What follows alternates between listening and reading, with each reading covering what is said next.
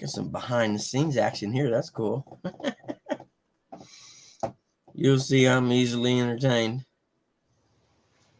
I never done one of you.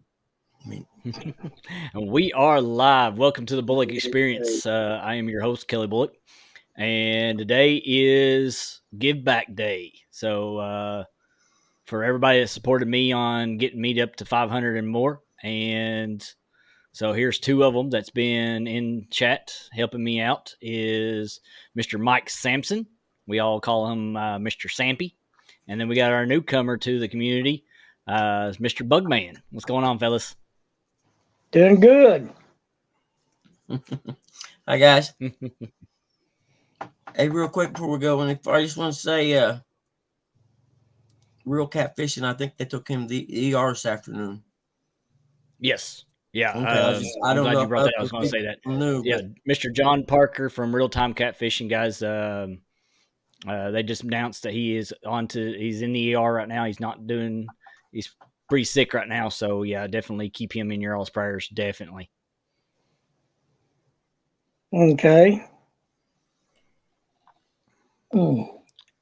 Let's see who all's in chat real quick, and then we'll get with you guys. We've got Lance Makuga, Mr. Hawaiian Fisherman. We got 351 Cleveland. We got Mike Irvin. We've got Annette Morgan. We've got Mike's Fishing Home. There's Fishing with the Dot. What's going on? And Mad Catter Catfishing. What's going on? There's Sir Fins, Mr. Elliott. All right. Sampy, we'll start with you a little bit. Give us a little bit. I know I know everybody's been seeing you in the chat there for a long time. So give us a little bit of background on who you are, where you're from, and what kind of got you into doing fishing and stuff like that. Okay. I'm a retired mortician. Done that for 20 years. And I come back to my old little hometown here in Rockwood, Tennessee.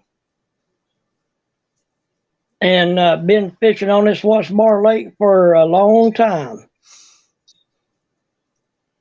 Yep, we've got another one that fishes on Watts Bar. That's Jody, isn't she? She fishes down there around you. Yep. Yes, sir. She fishes on our Watts Bar Lake. We got 3 rivers that comes in. We got a clinch that goes up towards Oakdale to where it feeds out of the mountain.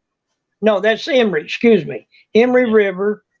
And then the clinch, if I'm not mistaken, it goes from Tennessee, I think back up towards Kentucky or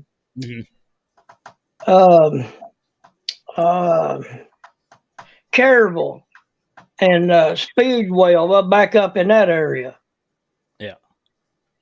And the Tennessee River dumps out in Watts Bar, and it goes back up to the UT football stadium and back up that way.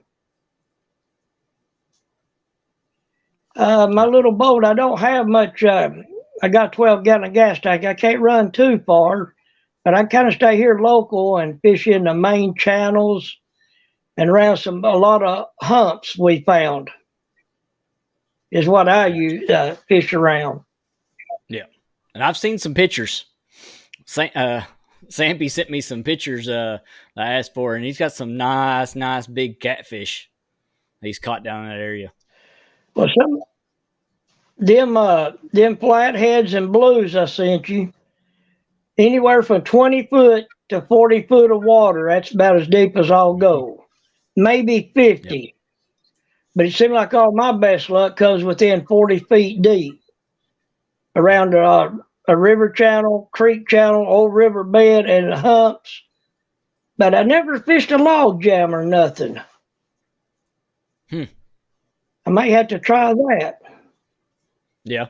I mean, that's where, most of everybody talks about it is the log jams and stuff like that is where especially your flatheads and your bluesers, that's where they're going to huddle up on. Correct. And I just use a big game rod from Walmart. Around here, there ain't too much catfishing, it's mostly bass and crappie tournaments. So I just use a big game rod, 20-pound test, 20-pound test leader, and a 2-ounce egg sinker, and a number 4 to a number 5 eagle claw hook. That's all I use. So you basically fish what we always done back when I was younger too, and I guarantee where my parents and all them fished. You use the basics. Correct. That's all I use. I can't. It's hard for me to get a hold of skipjacks, but I can get a lot of gizzard shad and threadfin shad. Yeah, Plenty of them bait to use to catch around here. no, absolutely. So that's what you use as cut bait? Yes, a cut bait or dead light or whole dead bait. Oh, okay. Yeah, I figured. I wasn't for sure. I just thought you was going to throw some chicken liver in there. All the old people fish chicken liver. My dad, even today, when we talk, oh, I got to get you some chicken liver. I'm like, Pop, I'm learning a few things here, okay? You know? Mm-hmm. There's nothing wrong with going back old school. Yeah. Never anything wrong going back old school using chicken liver.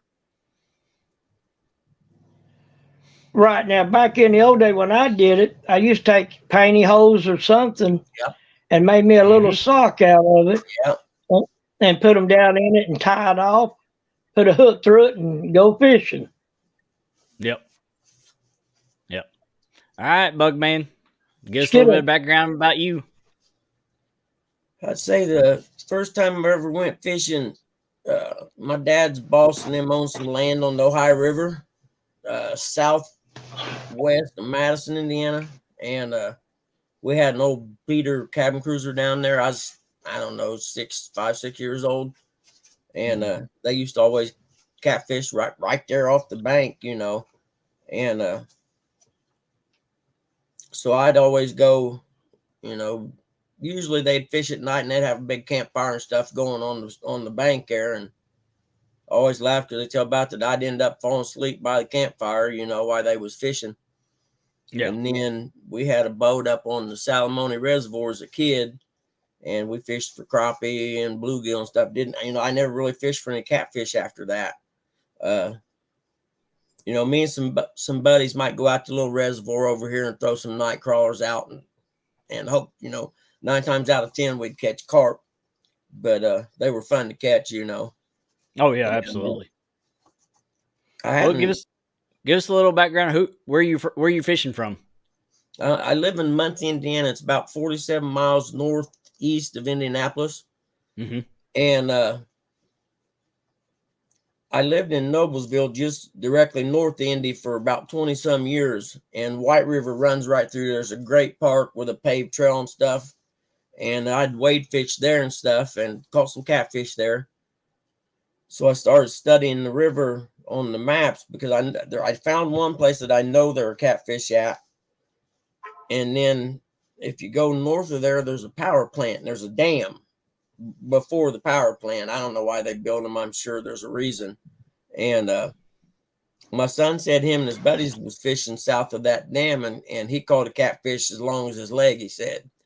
So, and he told me where it was, and that was the place I went a couple of weeks ago, and the water was real high.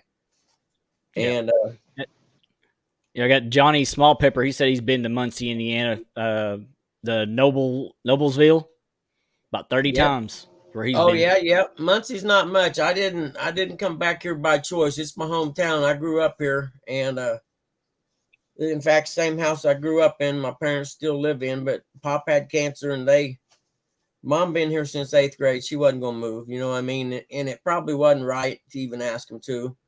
Sons growed. I didn't really have anything to keep me where I was, you know, besides my son and them live over there. So I came back here. I don't like it here a lot. It's not. Noblesville's a really, really great community. This town here is an old factory town. Every factory is gone, so there is no unemployment, you know. And you know what happens when that happens? Drugs and crime happen, and that's, you know. And the river here literally that goes from one side of this town, and it literally surrounds the town, goes in a big circle around it. There ain't a place on it over 4 foot deep at all, anywhere. And so there's no fishing on it at all. And That's why I'm gonna. The closest place for me to fish is the river there at Noblesville. There's a couple good boat ramps I can get to.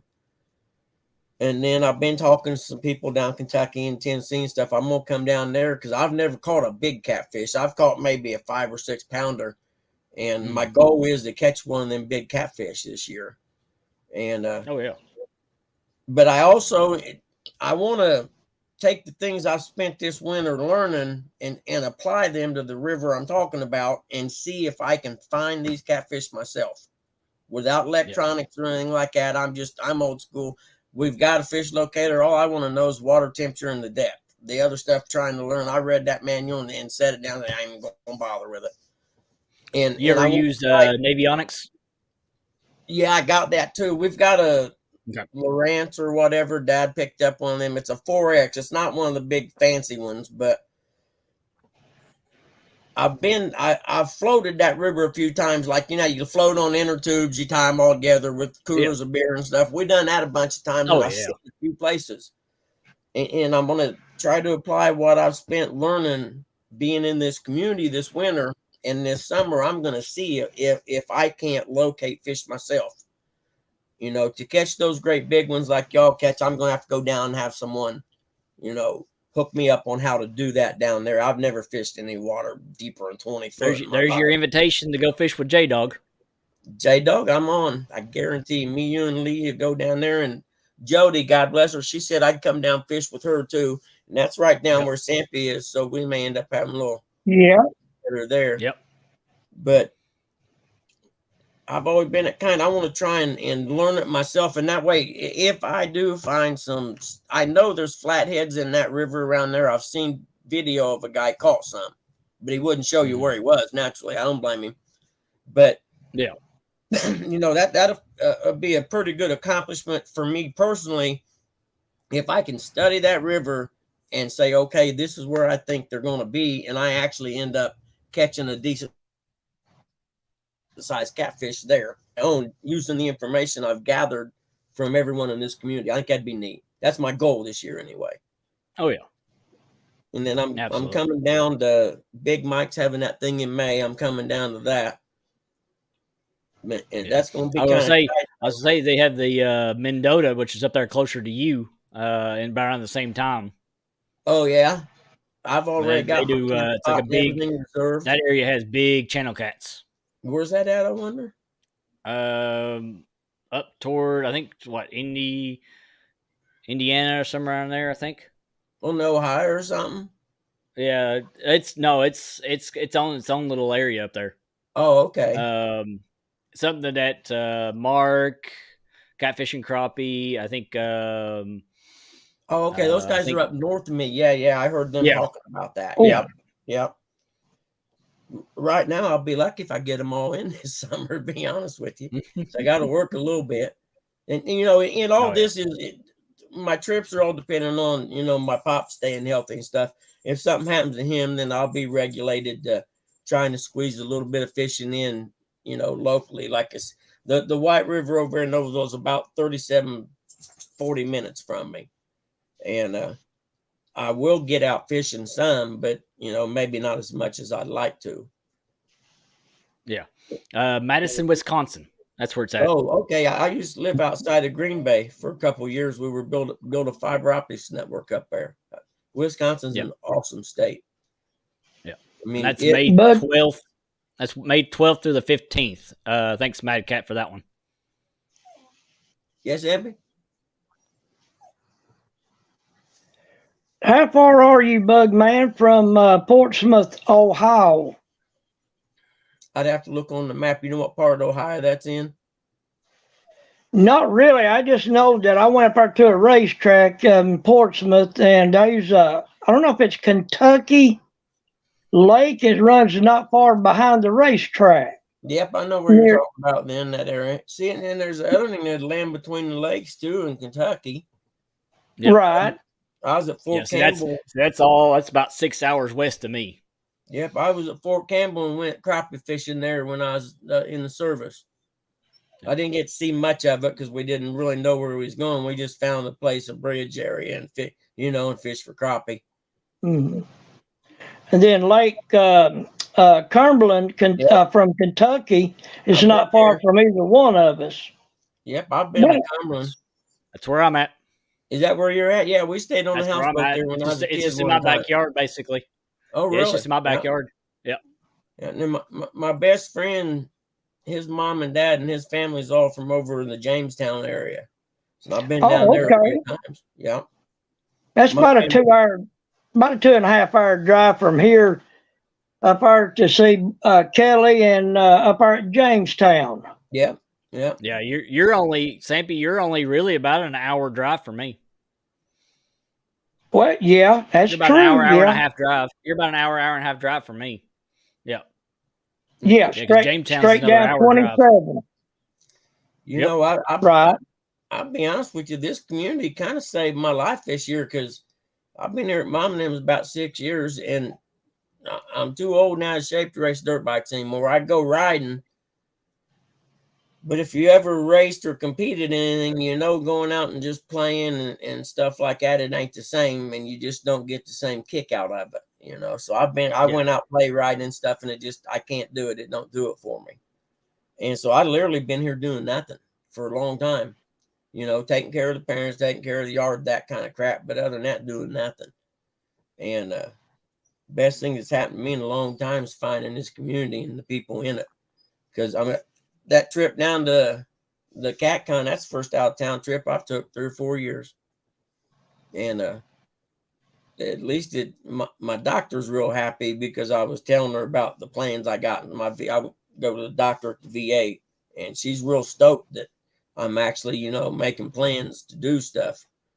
She's been on me about, you know, you can't take care of someone else if you don't take care of yourself first. Yep. And, you know, I always don't think about that part.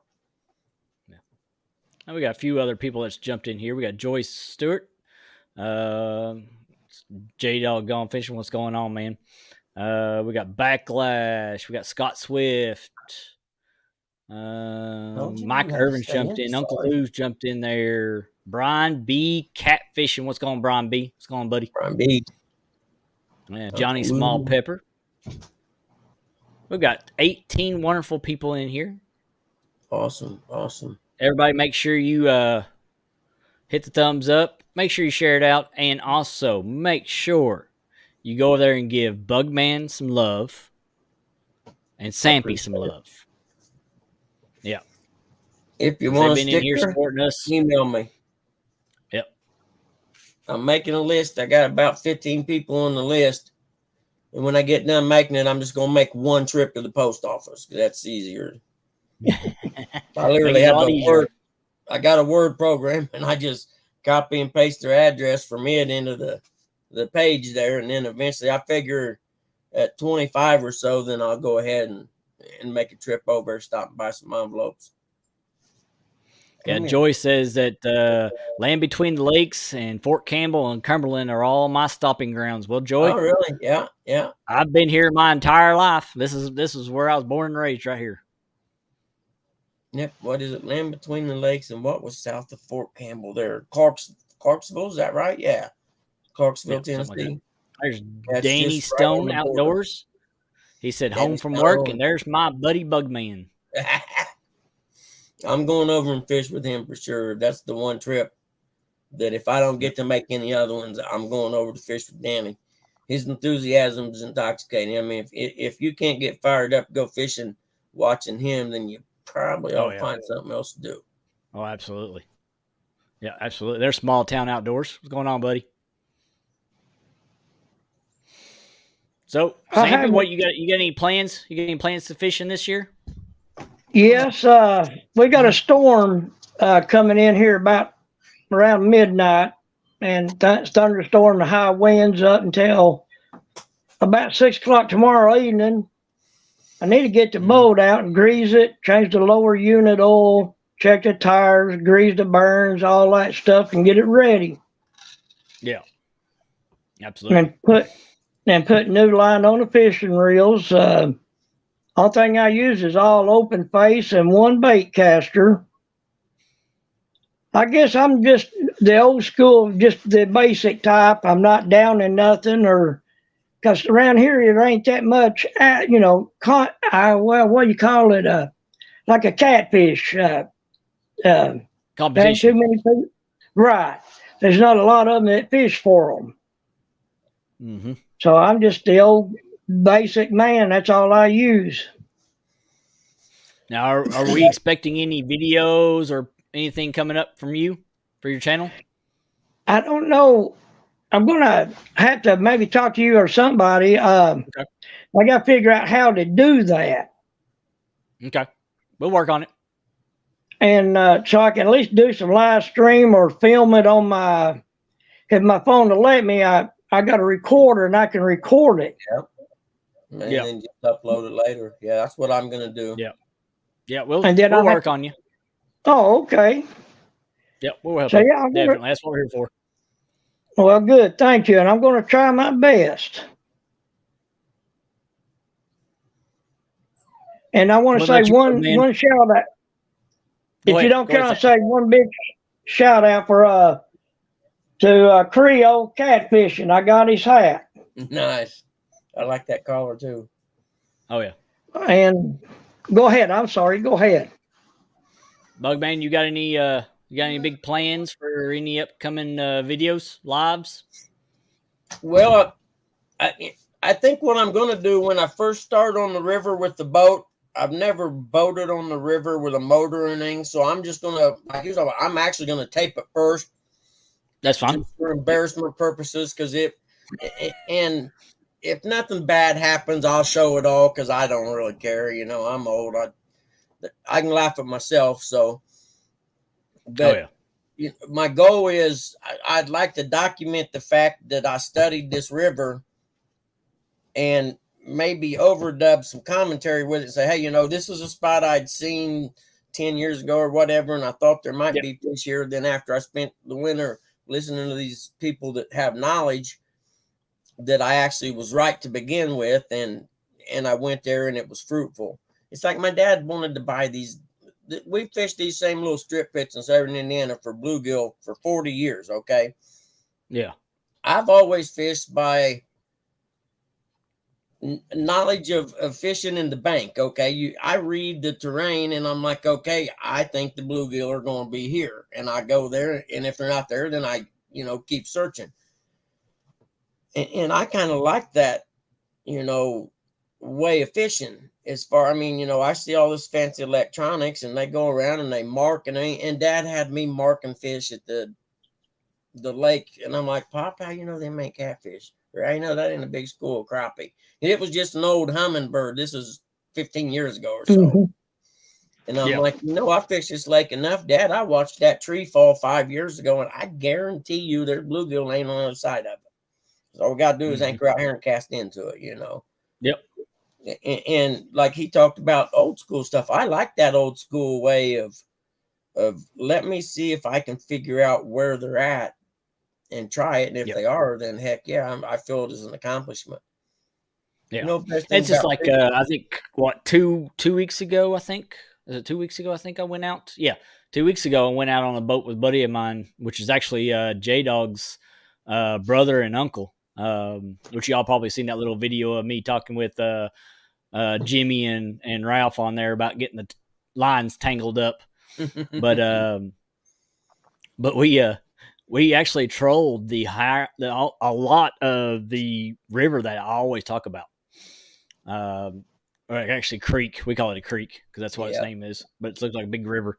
But man, you talk about seeing the fish. I was marking huge catfish through there. Just big arches. If you see them and they're not, and you don't catch them, then you get mad because they're down there. Yeah. I'd rather not know. The thing is we weren't even actually looking for them. We were actually striper and crappie fishing at the time. Yeah. So we were just pulling lines for striper.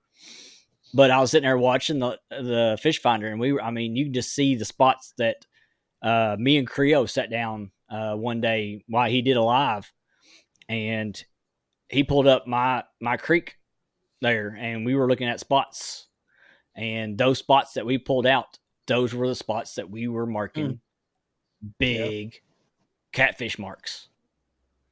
Best thing So I'm about like, catfishing, he was they're talking there. about it I don't know they're cost there a lot of now. money to do, or fishing No. in general. When I was a Yeah. kid, we'd flood the front yard with the garden hose in the late afternoon and pick night crawlers at night and go fishing the next morning. You know, Yeah. that's the best part Yeah. about this sport is anyone can do it, and you can do it for next to nothing. Oh, absolutely. You know, I always see them old guys on the rivers and stuff driving, and you see some old guy sitting there with a lawn chair he's had for 50 years and a pole he probably bought when he was my age, you know, and you know that Yeah. guy's pulled catfish out there his whole life. And Oh, yeah. if he's like me, he don't want to change once he finds what he likes. Yeah. Oh, absolutely. Oh, yeah. I mean, and that's the thing. That's kind of like what I'm doing right now, where I'm bank fishing. I'm bank fishing spots that I grew up on. Yep. So, seeing that's the key. You've been there your whole life. You know them areas, and yeah. that's the best part. You know, and then again, you can probably translate. I don't know for a fact, but the things you learned at that spot on your spots, you can go to other areas, see similar Yep. structure, and say, okay, I know where I fish. This type of structure holds fish. Let's check it out. Yep. Yeah. I never thought about that. Oh yeah, and the thing is, the structure translates from any body of water. It really does. Yep, that's true. And we talked about that a couple weeks ago when we were talking about with Patriot James, talking about the structure where crappie, where your bait's going to be. That's where your fish is going to be. Yep. If you got trees down, you got structure or whatever, your bait's going to go there because that's their spawning areas. They're going to go up that shallow wherever it's at. They're going to spawn. Well, your big fish are going to follow them right in there because they're hungry. I was watching two loons the other day where I was fishing at, and they kept diving under out in front of me. And I thought, you know, they got to be diving under. They're eating small fish. They have to be. And so they're probably eating small bait fish down there. And sure enough, I started catching stripers on night crawlers. You know, it's a reservoir over here by us. There aren't no catfish in it. You know, and I just went there actually to catch some carp. And I ended up, I'd never caught a striper in my life, to be honest with you. The first one I caught, I was like, you got to be kidding me. And evidently I'd got into a school of them because I don't know. And the first day I caught 5 or 6. And the next day I think I caught 6 or something like that. Oh, yeah. And like you said, I watched the birds, and I learned that through this community. Just watch what them birds are doing. They're not diving in that water just because they like to go swimming. Right. Yeah. Oh, yeah. Did you ever striper fish at night, Bugman? No, I never striper fished before. I'm going to, though, because I looked up a video. Those things get huge. Correct. Back in early 70s down here in Kingston, we had a power plant. And about 20 years ago, as they had that big ash spill, if y'all might remember. So I remember that. Back in the old day, when they discharged water, it was never hot. It was just right. And in the winter, it brings a lot of people in for striper fishing, catfish, anything. Yeah. And we got a place here we call Oil Center, and it's the same thing. It dumps some water in that area, and it's warm, and then catfish and other fish will come up to it. Correct, and it brings all the bait fish, and it brings all the bigger fish in. That's what I'm wondering about that. And we used to take chest waders, Bugman, and we used to wade out. It used to be an old road bed. Yeah. And you can walk out so far, then you can feel it start to drop off into the channel. So we backed up, and we threw redfin that night. And you had to throw it upstream, and as it's slowly drifting down, you barely reel it to let it wake a little bit on top. And when you hear a big splash, what that is, that big rockfish come up there and took his tail and tried to kill it. Then I stayed there until he started to take the pole out of my hand. Then I set the hook, and then, man, the fight was on. What was it you let float down? Redfin. It's called a redfin. Oh, okay. Never heard of it. It's a fish. Or you could use. Go ahead, Kelly. I was going to say, Tim Molina said, Mr. Mike Sampson, you were one of the first people I met online in this community. It's great finally seeing your face. Hi, Tito. I didn't see you, honey. I missed you. All right. You broke up. This is from Tim Molina. He said, Mike Sampson, you were the first person I met online in this community. It's great to finally see your face. Oh, yes. Yeah, Tim Maloney. Yes, sir. We have. Yeah, you're right. He's the first one. Yep. But yes, you could throw in redfin, anybody, any top water plug you want to throw out there. Okay. Yeah. Just a jig then. All right. I didn't know if you was talking about a little fish or what. That's interesting. Well, you could do bluegill too, because that's what we do around here for stripers. We'll use bluegill. I got a friend of mine owns a nice, I don't know, probably 3 or 4 acre pond. He's got a big old log house on it's full of bluegill. And I just talked to him the other day and told him I was come up and get some for catfishing. And he laughed and said, "Don't tell your dad you're using them for catfishing instead of eating." But you talk about that water exchange. I'm wondering about that power plant I was talking about that's just above that little dam on the river there. I got to find out a way to figure out, because you can see a pipe runs out in there. I don't know what it does. Yeah. And there's also a canoe storage where you come down the river and there's a place you can walk around. But I drove over there last week and there's a fence all the way across, so you can't get in there that way. I have to get to it from my boat. But I'm wondering if that isn't a water exchange right in there. And if it is, then I'll know where to go this winter. Because it like you said, it probably has something to do with the cooling of something inside that power plant or whatever, I'd imagine. Mm-hmm. It's just like a discharge is what it is. Yeah, like the old steam plant, the Clinch River on the front side is the Clinch River is where they draw the water in. Mm-hmm. And the discharge comes out to Watts Bar Lake. Oh, okay, yeah. So but I now, no after that, find out, I guess maybe boat around it in the winter and look for the change in the temperature or something. Mm-hmm. You know what I mean? Because I can't call them, hey, y'all not warm water in there, you know. Yeah. I don't even know the name of the place. But it's fenced up tight. You can't get in there because I even thought, well, maybe I can get in where they do the canoe forage, and that there's a gate there, but it's locked. The only way you get to the canoe forage is by canoeing down the river. But there is a boat 3/4 of a mile up from it on the other side.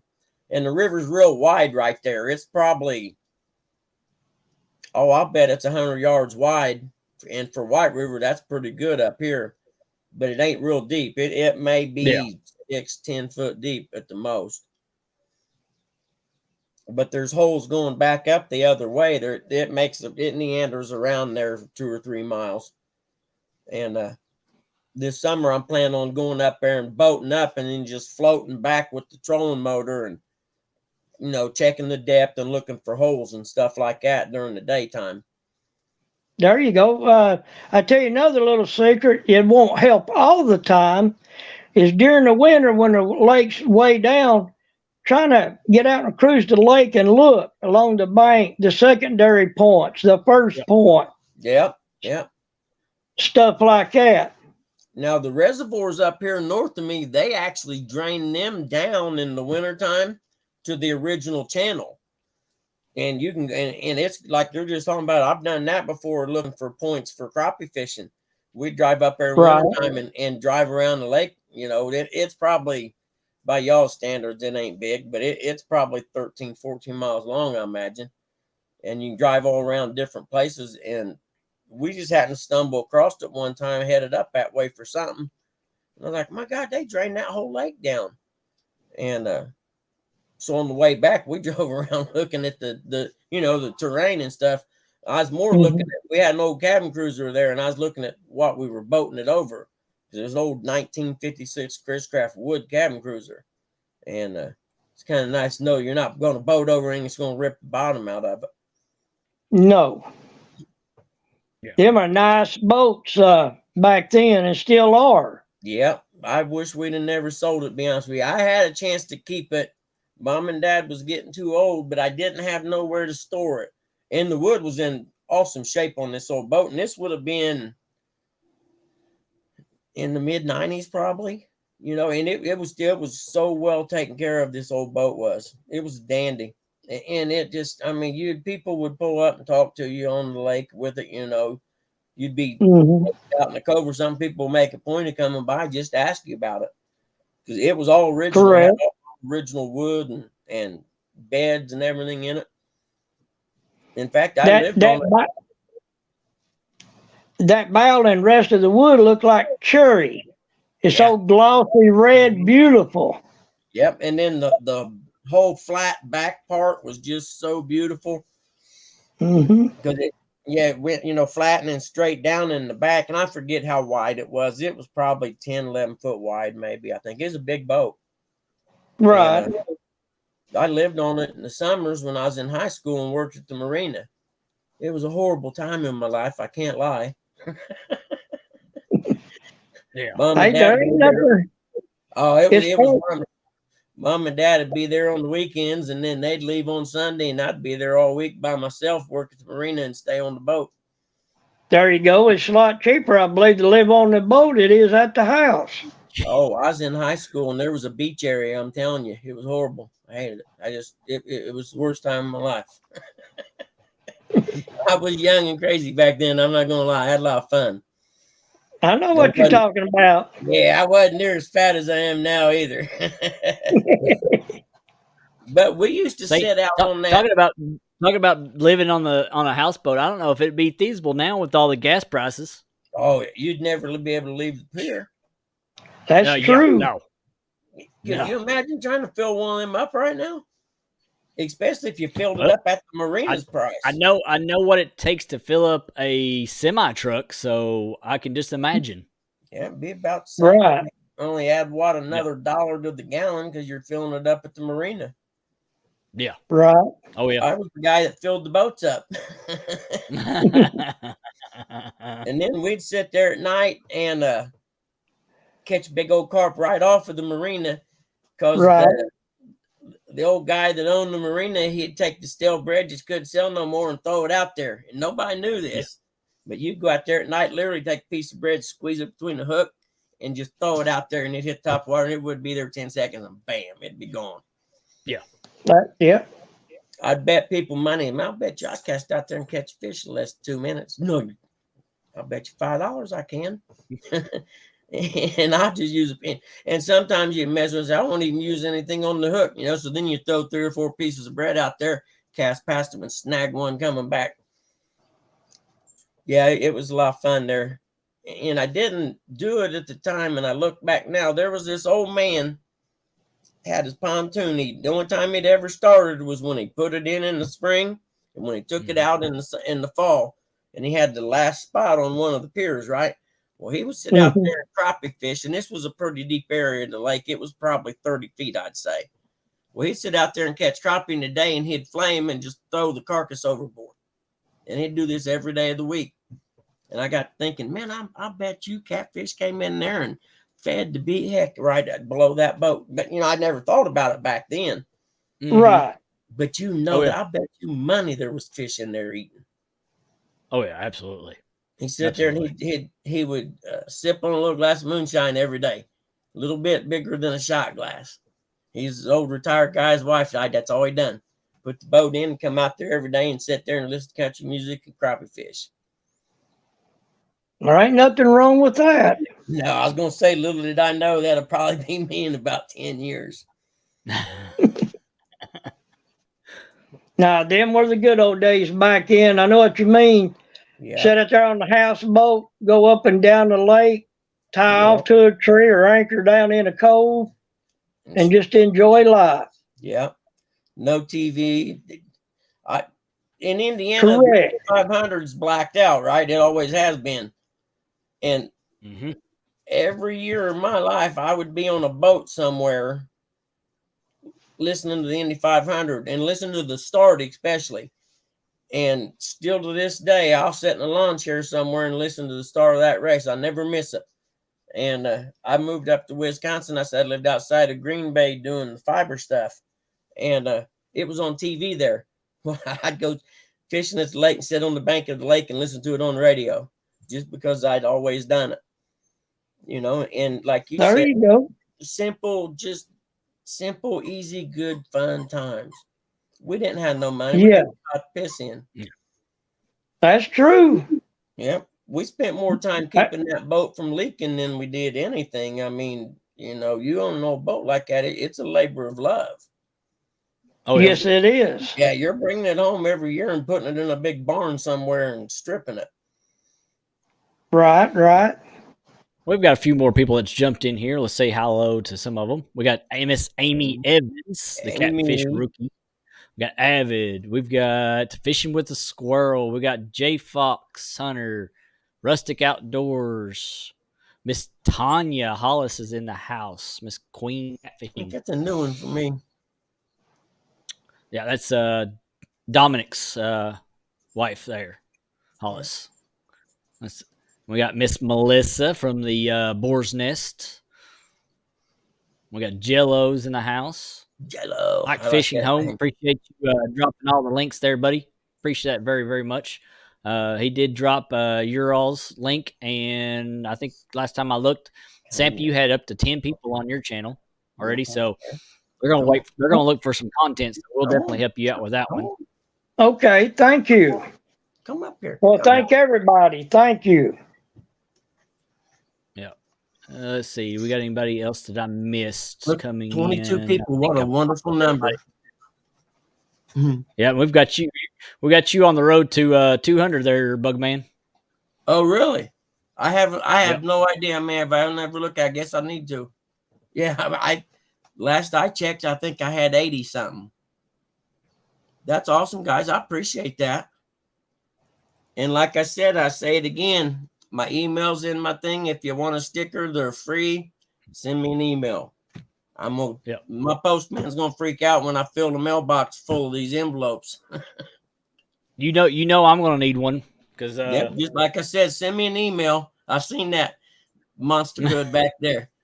And in fact, I'm thinking about. Well, you can see I put stickers everywhere. I got them on my cups. The inside of my garage door has probably 200 dirt bike stickers on it. But I think I'm going to have to get me a board for my fishing. When I was counting them, I think I'm up to 45 or 50 right now. And I got them all in a Ziploc bag over here, and I was trying to figure out what to do with them. Yep. Oh, and I forgot Bigfoot. Sorry, Avid. Which I did say you. I just didn't call you Bigfoot. Bigfoot. There's Miss Sandy, Miss Silver Fox. What's going on? But Bugman, what kind of rods and what kind of equipment do you use? What kind of rods and reels are you? Well, I ended up. I bought an Uncle Lou rod originally, and I love it, but I've got a little Ford Escape, and I can't haul it in it and take the puppy with me at the same time because it sticks up in the front and it bounces, and naturally that's not working. So I actually gifted that to Amy Evans. I just haven't got it to her yet. So I got me a couple of Catfish Sumo 2-piece rods. And I got one ugly stick 2-piece. It's out in my truck from the striper bass fishing. And the ugly stick and the one Catfish Sumo have bait casters on them. Mm-hmm. One's an Abu and one's I can't ever remember how to say it, but PIC something fun. Oh, PC fun. Yeah. And then I got the other ugly stick. I got a spinning rod because I wasn't real sure I'd be able to cast a bait caster, and I'm not sure I can do it yet. And it's got an Akuma 6000 Avenger on it. Nice. And I figured those 3 fishing poles right there should last me the rest of my life. I should never have to buy another one. Well, barring anything stupid like me not paying attention and it getting pulled in or closing something in a car door, something like that. Or my dear puppy chewing the ends off of one of them. Yeah. What's going on, LG Bass? That could be the end. Have fun with your dinner. Well, There's Hog Deer. There's Hog Deer 79. What's going on, buddy? Yes, I don't think I know that name. I have to look him up and follow him. Sampy, I know you told us a little bit about your rods. Do you know what? Oh, You remember what reels did you have on those? okay. I got them big game rods at Walmart.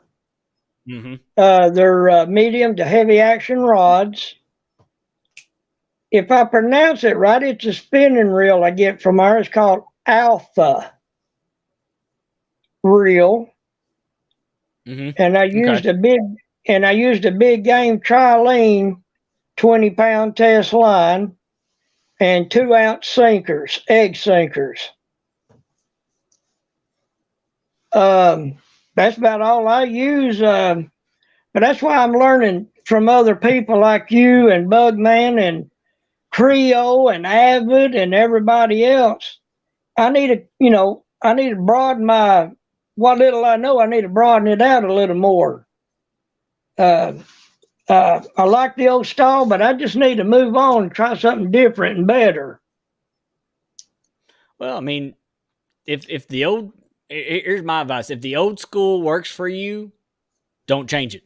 Exactly. Yeah. Once you find something that works and you're Yeah. comfortable with. Yeah.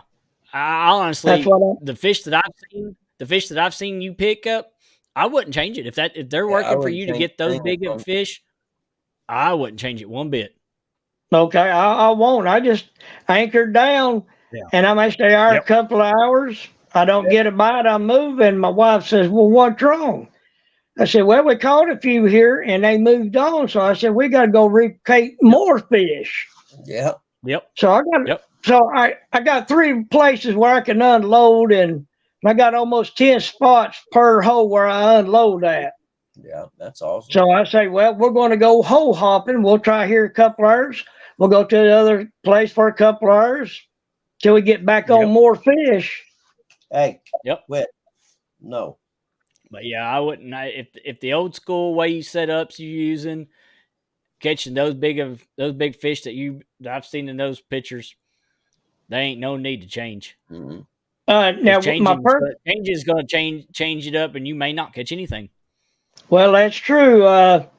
One night is almost 10 years ago, January, 2:00 in the morning. Already had frost on the boat, sitting in 20 foot of water. I'm throwing out near 40 foot. And back then I had them big, we call them skipjacks or greenbacks. Yeah. I had a head, about a 3-pound head. And I said, if anything eats this, I know it ain't going to be no puppy. Yeah. Well, I set the hook and I said, uh-oh, I'm in trouble. Well, it was hard, but I got him up to the boat and I looked down there and I said, oh, Lord. All thing I had was just set my pole down, reach both hands in his mouth and run it out through his gills and drag him in the boat. And that wasn't easy. Yeah. No. So that's my biggest blue I ever caught was an 80-pounder and turned her back. And I'd say she'd probably be near 100 by now. I don't know. Yeah. And these are some of the fish that I'm talking about. Okay, now that flathead there, I was in 15 foot of water and she was in the mud. And that's why she's kind of dirty looking. I keep hearing about that, the fish being down in the mud. What kind of rig was you running? Like a Carolina rig, or you know what I mean? What kind of? Yeah, that's all I use, Carolina rig. And that big blue wire Kelly's holding up, that's all I use, Carolina rig. What'd you catch flatty on? Like a live fish or? I use all cut bait. Oh, that's right. You said you put that big head on. I remember now. Yep. I never tried live bait, but there's nothing wrong. I always use cut bait or dead hole bait. Okay. I think I'm like you. The cut bait, you get more for your money, especially if they're hard to come by. You get 3 seconds or so out of a fish. You know, I just started. I'd never casted 20-pound line before. I was having such a hard time with that. And so what I done, I dropped down to 10-pound. Jeez, I dropped down to 10-pound, so I can learn to get the casting motion and stuff down, and then I'm going to go back up eventually, because I just couldn't get no distance out of the 20-pound. The heaviest line I've used in 30 years is 6-pound test, and I just couldn't figure out why I wasn't getting any distance, and it dawned on me. So I switched the fun reel or whatever. I can't never say that name anyhow, but I switched it to 10-pound just to see. And all of a sudden I was casting 40 and 50 yards. Like, okay, start with this and work your way up. Where, to be honest with you, the odds of me catching anything where I'm fishing at right now that'll break 10-pound test pretty slim. Right. I'm really. Oh man, look at that. That's a cool picture to put on the wall with the whiskers spread out like that. That head of that flathead was wide as my boat seat in my boat. Oh, you're kidding me. No shit. Yeah. Or no kidding. I got to learn to watch my mouth on this stuff. Oh, you're fine. You're fine. Then I guess September, I don't follow the flatheads, but I think it's around September, October. I think they get in that mud a little bit, buried up, try to stay warm a little bit. Yep. And I must have easily. That's Stop. Go ahead. Stop. I must have put the bait near her face, and I just sat there and watched my rod tip slowly go down. And my wife said, "What's wrong?" I said, "That's a big flathead." And it just laid down, and it stayed down. So I just eased it up and just barely snapped my wrist. There she was. Huh. Yep. See, and that's the kind my of favorite one. Just seeing it the way it is. That's information right there that's invaluable to listen to and learn. You know what I mean? That's stuff I would never ever think of doing or knowing. I'd see that move real quick and I'd dodge, and miss the fish and ruin the chance of ever happening. It took me years when you're, river or the lake, and you see your rod tip packed now and then up and down. That could be a current just moving your bait around. I always thought I was getting a bite. Yeah. But when you get a bite, you can I could see the difference the way the action was. Yeah. Then I knew it was a real bite. Yeah. And then sometimes he'll just slam it and run with it, or he just may peck on it. When your line gets slack, sometimes he's got the bait coming back to you. Yep. Yeah. I'm still waiting for that one time I can see that rod just bend over once. There you go. I'm telling you right now, I'll play that video over and over on YouTube. Y'all get tired of seeing it. I guarantee it. The first time it ever happened, because that's the best part about it. I'm almost 60 years old, and all this stuff y'all's been doing forever, I'm going to get to experience for the first time. That's what's got me excited about this, because I'd run out of fun stuff to do in life, to be honest with you. I surfed, I raced dirt bikes, and there's just certain limitations that age causes. And I haven't done anything that got me excited yet. I laughed at my wife one night. She's from up north around, West Virginia. Yeah. And she's only seen a couple of pound fish, catfish. And I took her out there one night, and I said, "What are you doing?" "I'm wrapping that line around my finger and feel a bite." And I said, "No." You lose the end of that. I said, "Don't do it." She didn't listen. A few minutes later, she started screaming. I said, "What's wrong?" "Something's trying to take my pole out of my hand and my finger's caught." Well, we got it in. It was a 60-pound blue she caught and about ripped her finger off. Whew. Whew. Sometimes you got to learn lessons the hard way, don't you? Yeah. Yes, sir. Now she don't touch that line no more. Oh, yeah. Nope. Me and Papa. Now you just watch that. All you do is watch that rod now. All you got to do is watch that little rod just tap, tap, tap, and then that bend straight over. That's true. I was arguing about life jackets because I take him fishing 2 times a year, bluegill fishing, and I told him this year that I wasn't going unless he'd wear a life jacket, because there's no way if he fell. These strip pits they're vertical 30 feet down and flat across the bottom. That's where they come and strip coal out in the 20s. Yeah. And there is no way I could get him back in that boat if he fell in. and he will stand up. It doesn't matter if I scream at the top of my lungs. I got pee, and he'll stand up, go to the edge of the boat. I said, Pop, pee in the old Gatorade bottle and dump it over. But anyway, so I ordered life jackets. Those Jody had hooked me up. They had Bass Pro Shop had them $150, inflatable life jackets on sale for like $60 or something. Right. So I ordered them. And I told him I ordered life jackets, and we got in this big argument. Why am I wearing a life jacket? Pop, I'm telling you, I'm not going this year unless you wear one, because it stresses me out so bad that I don't have any fun. Well, these life jackets come, and they look pretty neat, and it says Bass Pro Shop. Oh my God, that's too fancy for us. Where's that? People think we got money or something. So now he's all excited about getting to try this life jacket on. And I just like the things you go through sometimes. It paid me back for what I put them through, I suppose. Right. Now, that's why I like for everybody, I ain't preaching or nothing, but I guess everybody well knows, always wear the life jacket. Yep. That's what my Safety wife first, and I always. Yep. Yes. Safety comes first. Yep. Yep.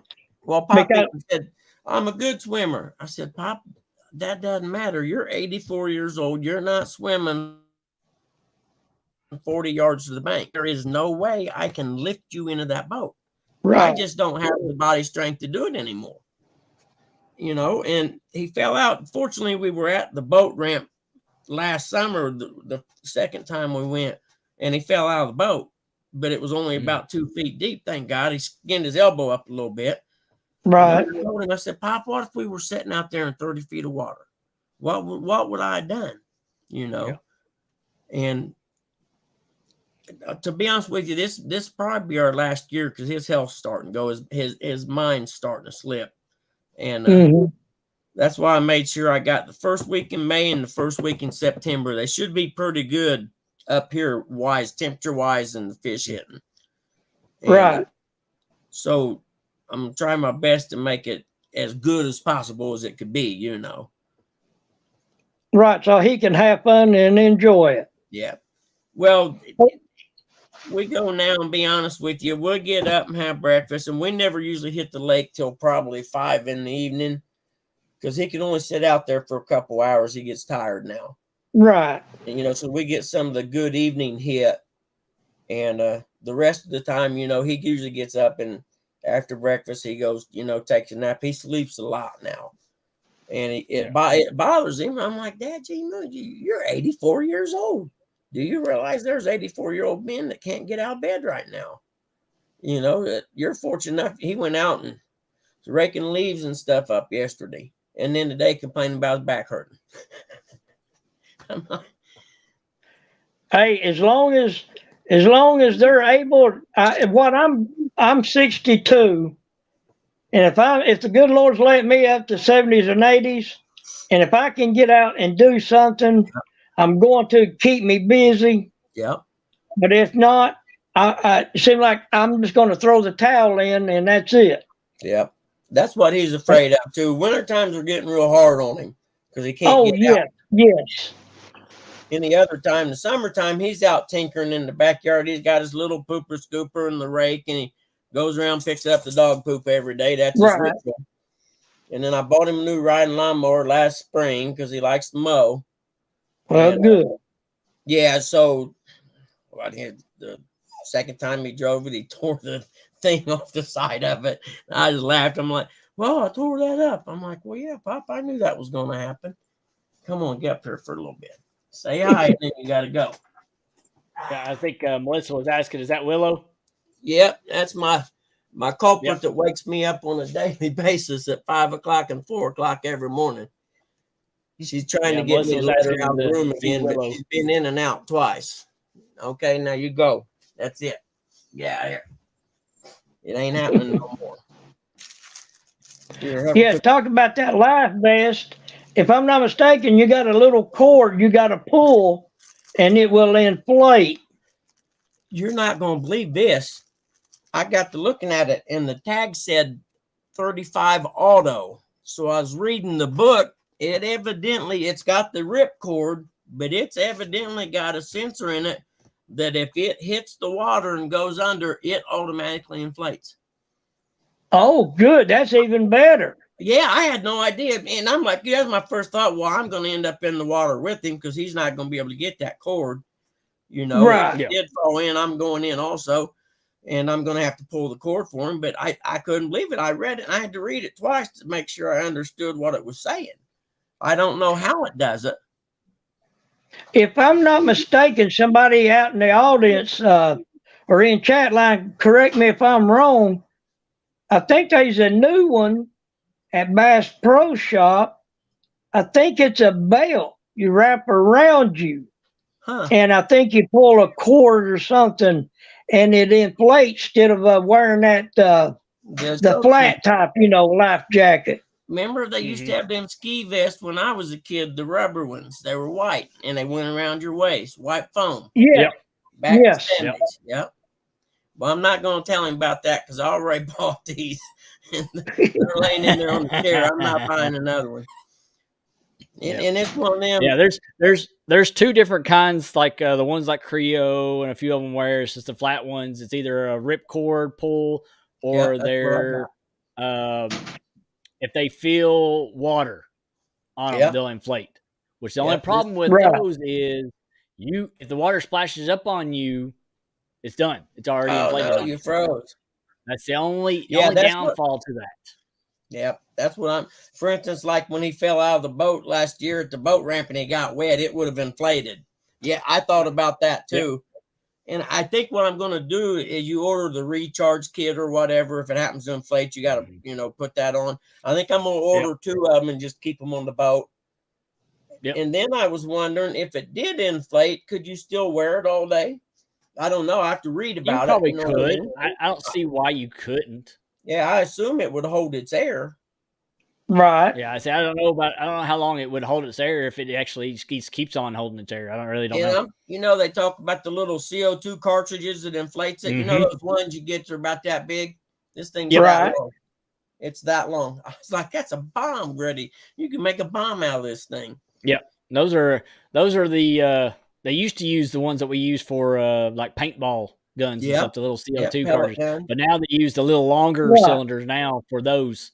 So I freaked out when I was like, because I'm thinking, well, I ain't gonna buy the recharge kit from them. I'll get me one, buy 3 packs for $9 or whatever at Walmart.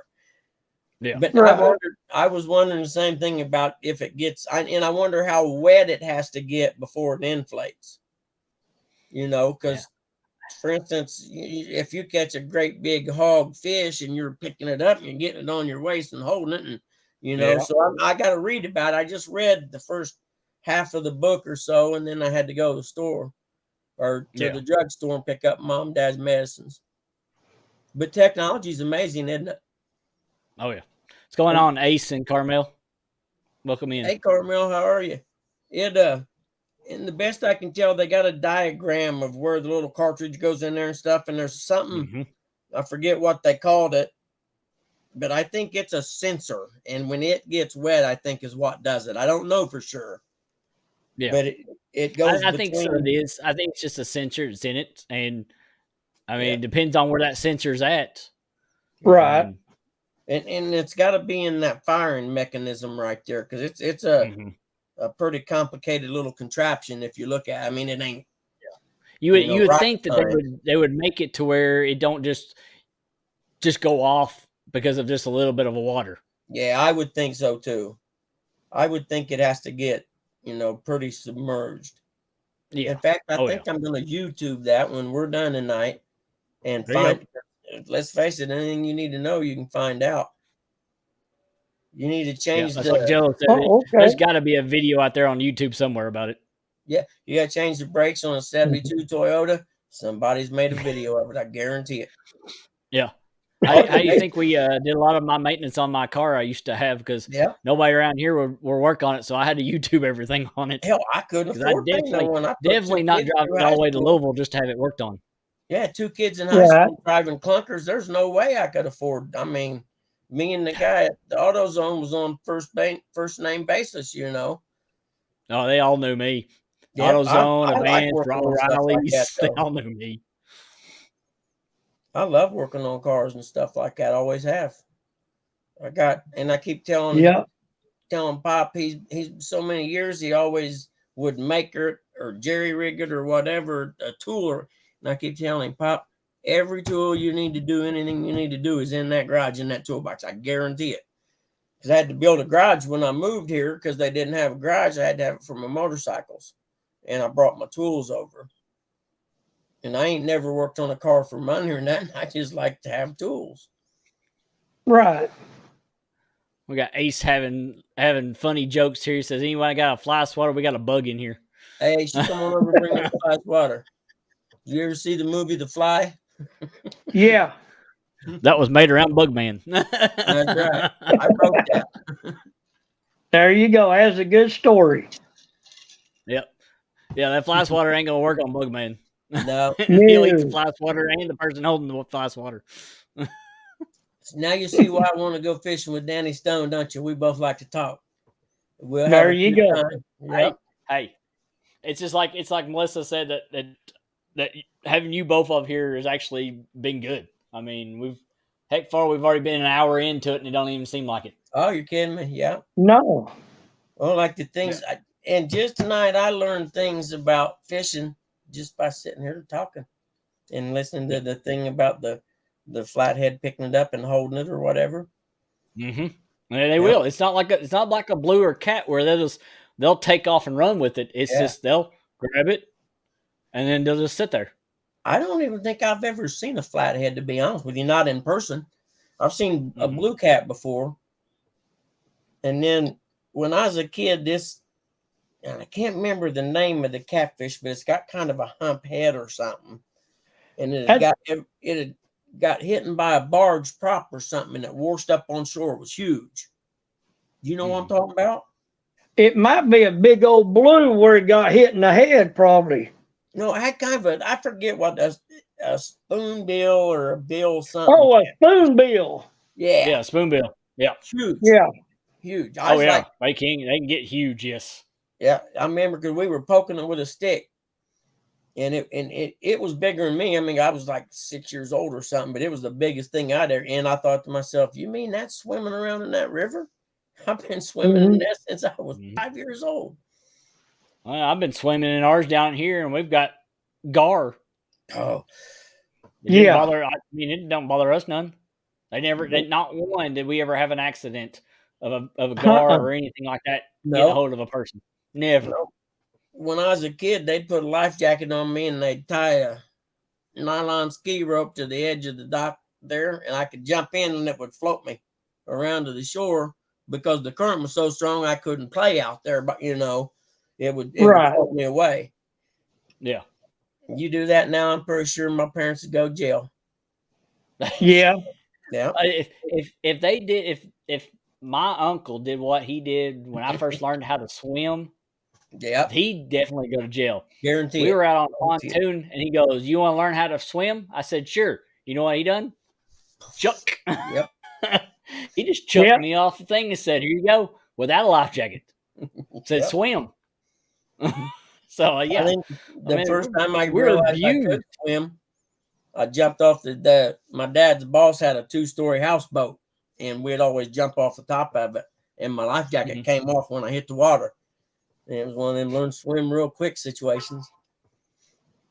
Yeah. Now we got 25 people in here. Appreciate everybody being in here. Yeah, them was the good old days back then when we were swimming and stuff. They do it on video games now. Yeah. It's amazing. And you go up there in the mountains, you get alongside of the road and get swimming in little cold creeks and minnows, leeches, crawdads, snakes. We don't care. We just had a good time. We used to say. I remember the day. I remember the day a snake about made me jump out of the water. Never want to fish in a creek. Is sitting in a creek fishing like I've been doing lately. And he goes swimming right between my legs. Just kept on going. Scared the snot out of me. That's why I live up here. There ain't no poisonous snakes up my way. I'm not scared of them, but man, they're the one creature I know of that can sneak up on you and bite you and kill you, and you'd never hear them doing it. They just so quiet. No, that's the reason why in my yard, if I see a black snake, I turn around, leave them alone, go back in the house and just mind my own business, because I know if he's in my yard, there ain't another snake in my yard. Yep. That's correct, because black snakes, they will kill and run copperheads out. Yep. And so we have all that stuff all around here. So, I might as well just leave them alone. Yeah, there you go. Grandpa told me down in Kentucky that he had a big black snake in his barn, and he told me, "Don't you boys kill that snake." Yep.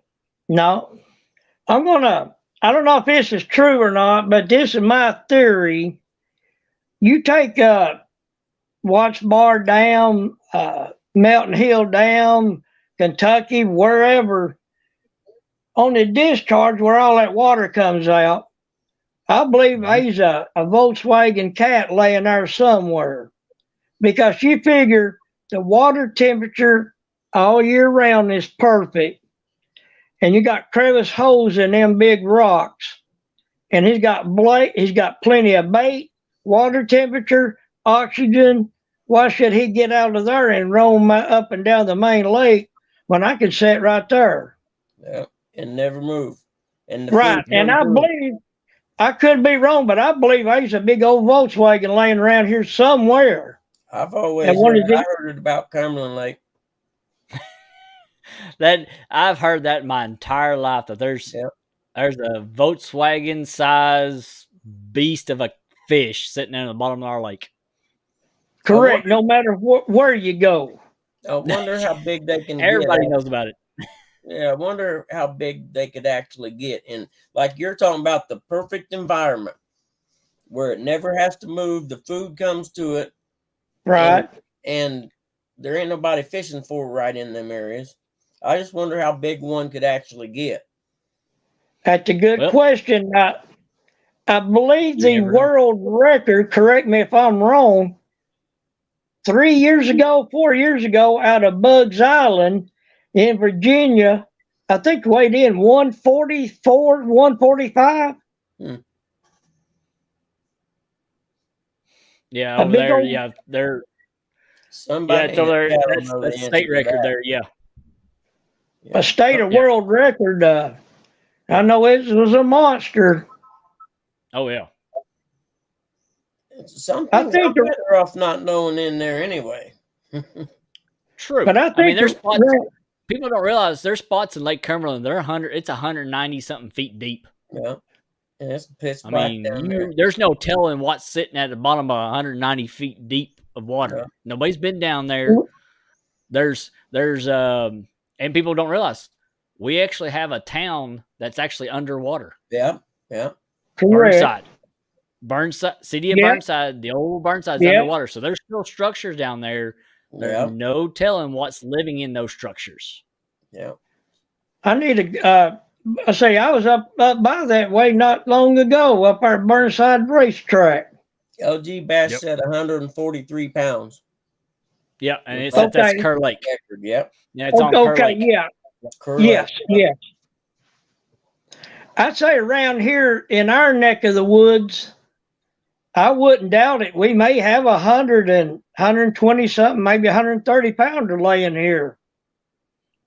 And I've only found 100-foot deep hole, couple of holes. That's all the deepest I found. Mm-hmm. I couldn't imagine 100 foot. Jeez, so it's all right. They're there, and like Kelly said, we never had no attacks or nothing as far as I can remember up until now. Well, man, you'd have to make sure you got plenty of line on your pole if you're going to fish in 100-foot hole. That's exactly right. You might I got a whole brand new line on and everything. I got a rod and reel, and people would laugh at me.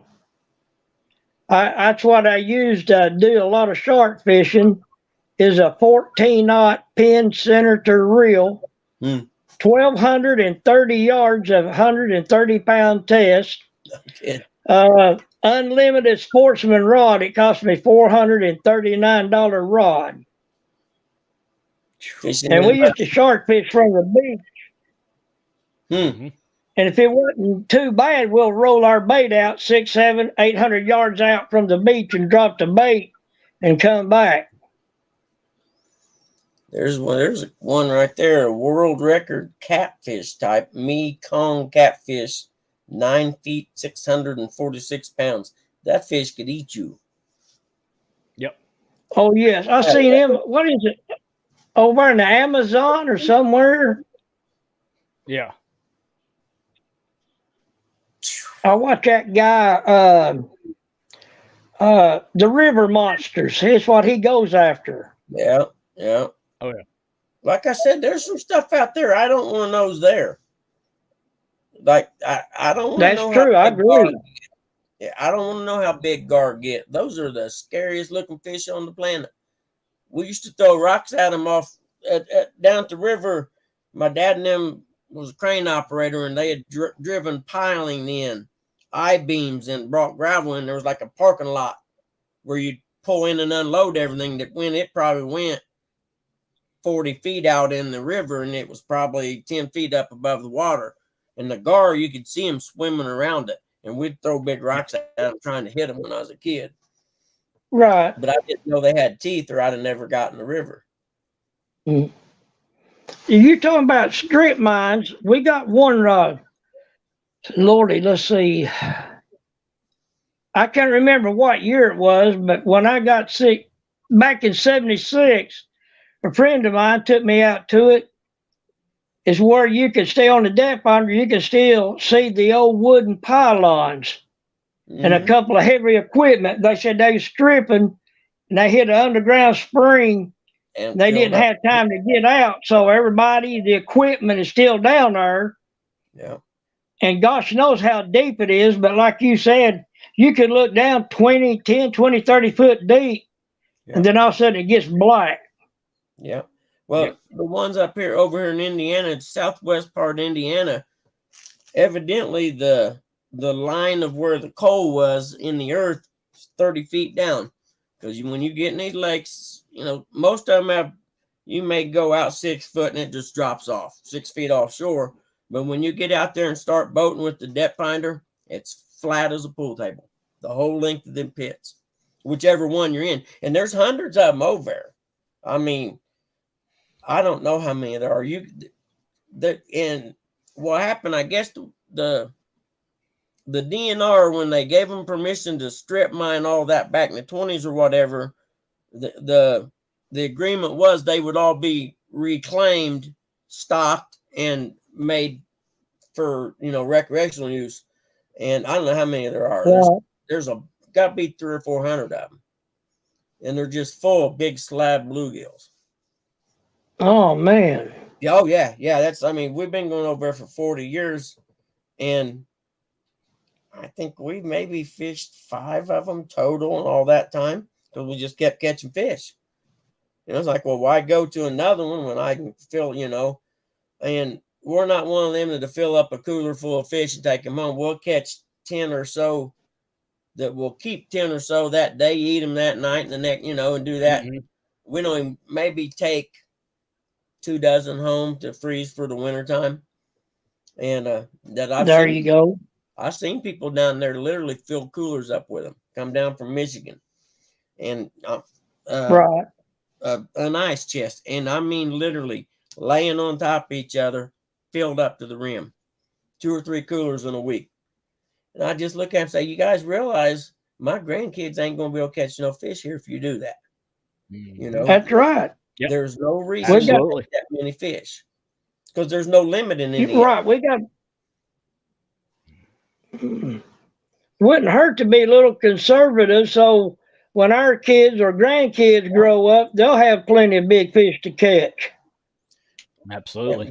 The one state park lake where we stay in the actual cabin at, in the last 15 years, I've seen the decline in the amount of big bluegill we catch. You still catch them, but they're not as, I mean, it used to be you'd go there and you could catch 30 or 40 in a day. All of them you just get your hand around, you know.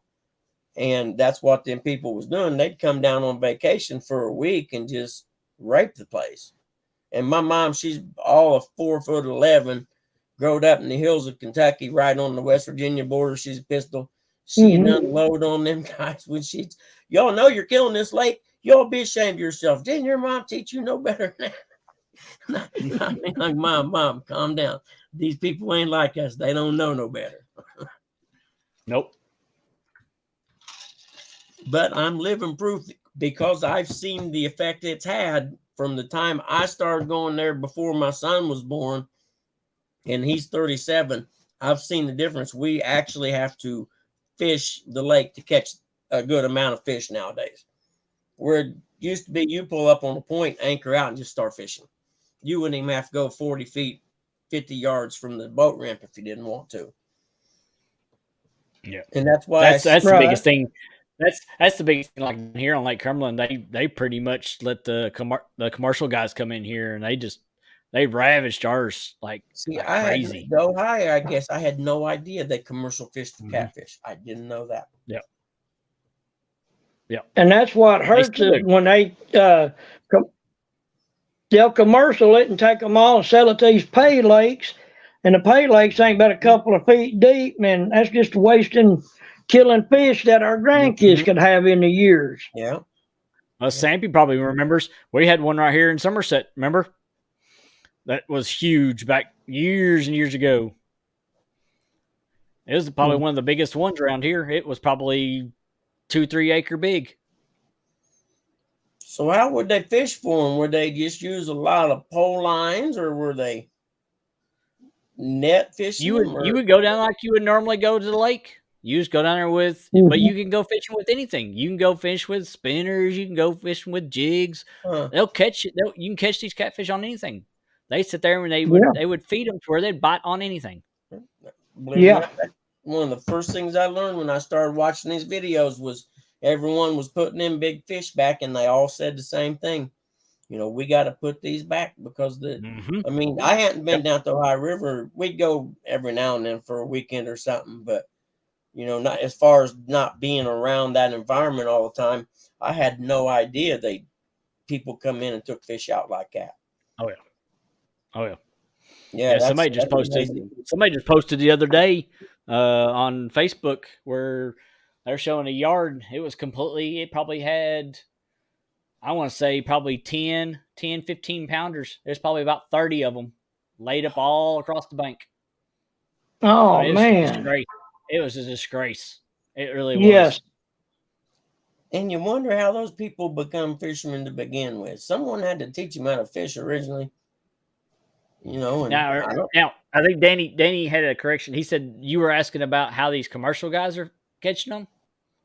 Oh, they're using lines. They scrawl out lines all the way across the water. Oh, okay. Like trout lines. Poles with hooks on them. Oh yeah, you probably have a line that's probably got 50 hooks all the way across it. And they just set them out there. Yeah. You know, and most of the people I know, like y'all, you was raised to respect the body of water that was providing you nutrients, so it would provide you and your family nutrients forever. Yep. You know, by proper management. Yeah, we were basically. I was raised that you left the big ones, and if you took little ones, you took enough just to feed your family, and that was it. Yep. Don't be greedy. Correct. Yep. Nope. That's amazing. Yeah. I believe down here on Once Bar Lake, I believe you're allowed to keep one keeper cat, big fish, 36 inches long, I believe. But you are allowed to take a few little ones under, you know, like you said, to take home and eat. But you're allowed one keeper. I'm like you. I just soon throw him back. I may catch him. Maybe get you a sharp. If you want to do something, get you a Sharpie pen and write your number on his skin and see if you catch him 3 years later and see how much bigger he is. There you go. Don't take him home. Well, see, there's a program. There's a program out there. You can get a hold of Dieter Melhorn Fishing. There's a program out there that you can tag them. You can tag these big fish. Yep. And see, and it'll show you exactly where they're swimming to, where they're coming back and forth. Okay, so it's almost like a transmitter then. Yep. It transmits data. That's real interesting. Yep. And if somebody catches that, they can go online and they can use that tag to show where that fish has been. Like say how far away it's been caught before the first time. Yeah, that's cool. So. Okay, that's like I caught a sandbar shark back in 1983. It was tagged, released in Montauk, New York. No kidding. Okay, you follow the line, the water come all the way down the East Coast, the very tip of Miami, come back up on the backside and come into the Gulf of Mexico, come all the way across to the Panhandle to Fort Walton Beach, Florida, Destin, and Pensacola. Well, I caught it in Fort Walton Beach in 1986. No kidding. And I took the tag out and I read it. I did exactly what he said. I mailed it back to him. And he sent me the paper back. It only growed a couple of feet and only growed 2 pounds since it was released. And it swam all that way. That's a long distance. Yeah. But a lot of people don't know. Yep. Actually, Florida floats. So once he got past Georgia, he just cut underneath. Most people don't know that about Florida. Yeah. But that's it.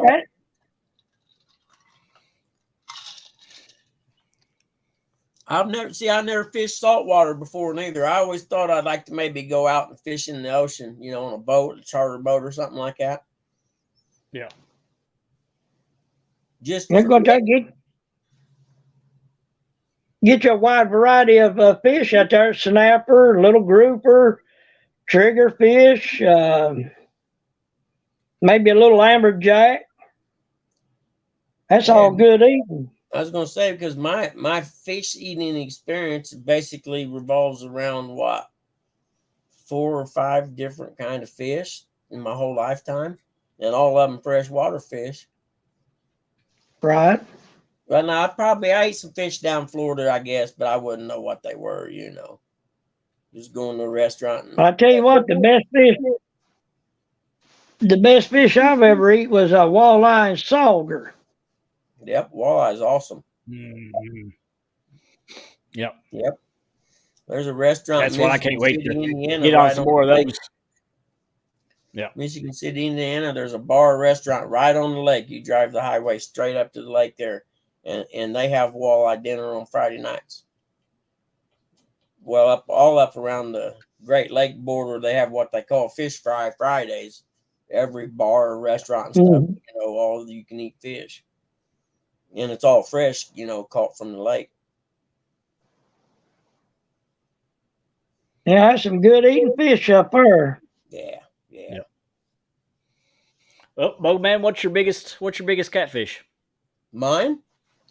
Yep. I would say maybe 5 pounds if I'm lucky. Like I said, I never really fished for them, and that would have come from the place on the river I was telling you about. I got on that sandbar. And I caught so many that night. I literally had 2 dozen night crawlers and used them all before midnight. Yeah. And because it was they were just channels, but they weren't. They were that big maybe. So whatever that size, I didn't have nothing to weigh them with or anything. I just throwing them back. I just doing it to see if I was right or not about what I was thinking about that spot. Mm-hmm. In fact, I got home. My girlfriend at the time said, "Well, I figured you'd be out there till 2 or 3 in the morning." I'm like, "I did too, but I got tired." I literally caught so many fish, I got tired, and I knew I had walked about a mile, maybe a mile and a half to get back there. And Danny says 5 pounds. Said, "Oh, we gotta fix that." I like it. Yep, that's bait for some of y'all. If you ever get a chance to come down south, Kelly or I or I will. let's say maybe Bobcat. I think he's right below me around Chickamauga. Yeah. And you got Big Mike. Big Mike. Yep. And Yep, he is, I'm going to the thing in May there at that campgrounds with Big Mike and them this year. Yeah, he's so in you'll have Chattanooga, I Daryl and believe. Big Yep. Mike. Yep. Yep. Well, when my parents are gone, Mom's 80 and Dad's 84. Well, my son bought a pretty good sized house, and he said the reason he bought it was he wants me to come and live with them when Mom and them are gone, so I don't have to do anything. So I can just go fishing and stuff and enjoy the rest of my life. So, it may be a few years before, but when that time comes, I'm talking 30, 40 weekends out of the year, or was there 52 weeks in the year? So 30, 40 weekends out of the year, I plan on being fishing because I'll be able to just take off. Right. I'm paying, it's not paying my pittance. That's the wrong way to say it, but I'm in a unique situation right now. And I'm just hoping that I'm healthy enough when the time comes that I'll be able to do that. You know what I mean? Yeah. Oh, yeah. And if not, then, so be it. I still done the right thing anyway. But, so the next couple years, it's going to be limited. If I can get 3 or 4 trips in a summer, I'll be happy. You get close to I understand. I understand, Bugman, what you're going through, because 2 years ago, my mother had dementia, and she was 82, and I more or less took care of her. And she said, "I'm sorry to be a burden on you," and I said, "No, no, no. Yeah, I'm glad because when I was little, you always are for me," and I said, "Now I'm here for you, so don't you worry." My mom says the same thing, and I tell her, Mom, don't worry about it. I've done a lot of stuff in my life before now, and the fact that, and I'm really blessed in the fact that the work I do enabled me to move from one place to another and not even miss an eyelash. Just start working the next Monday. I can do it anywhere in the state. So I actually, strange things happen to you throughout your life, divorces and stuff like that you may not understand at the time. But I look back, had that not happened, I wouldn't have been in the position to be able to be here to do it now. And I'm like you, I tell my mom, don't ever feel bad about me being here. I'm glad to be. You guys gave me a good childhood. Are you kidding me? It's the least I could do. That's correct.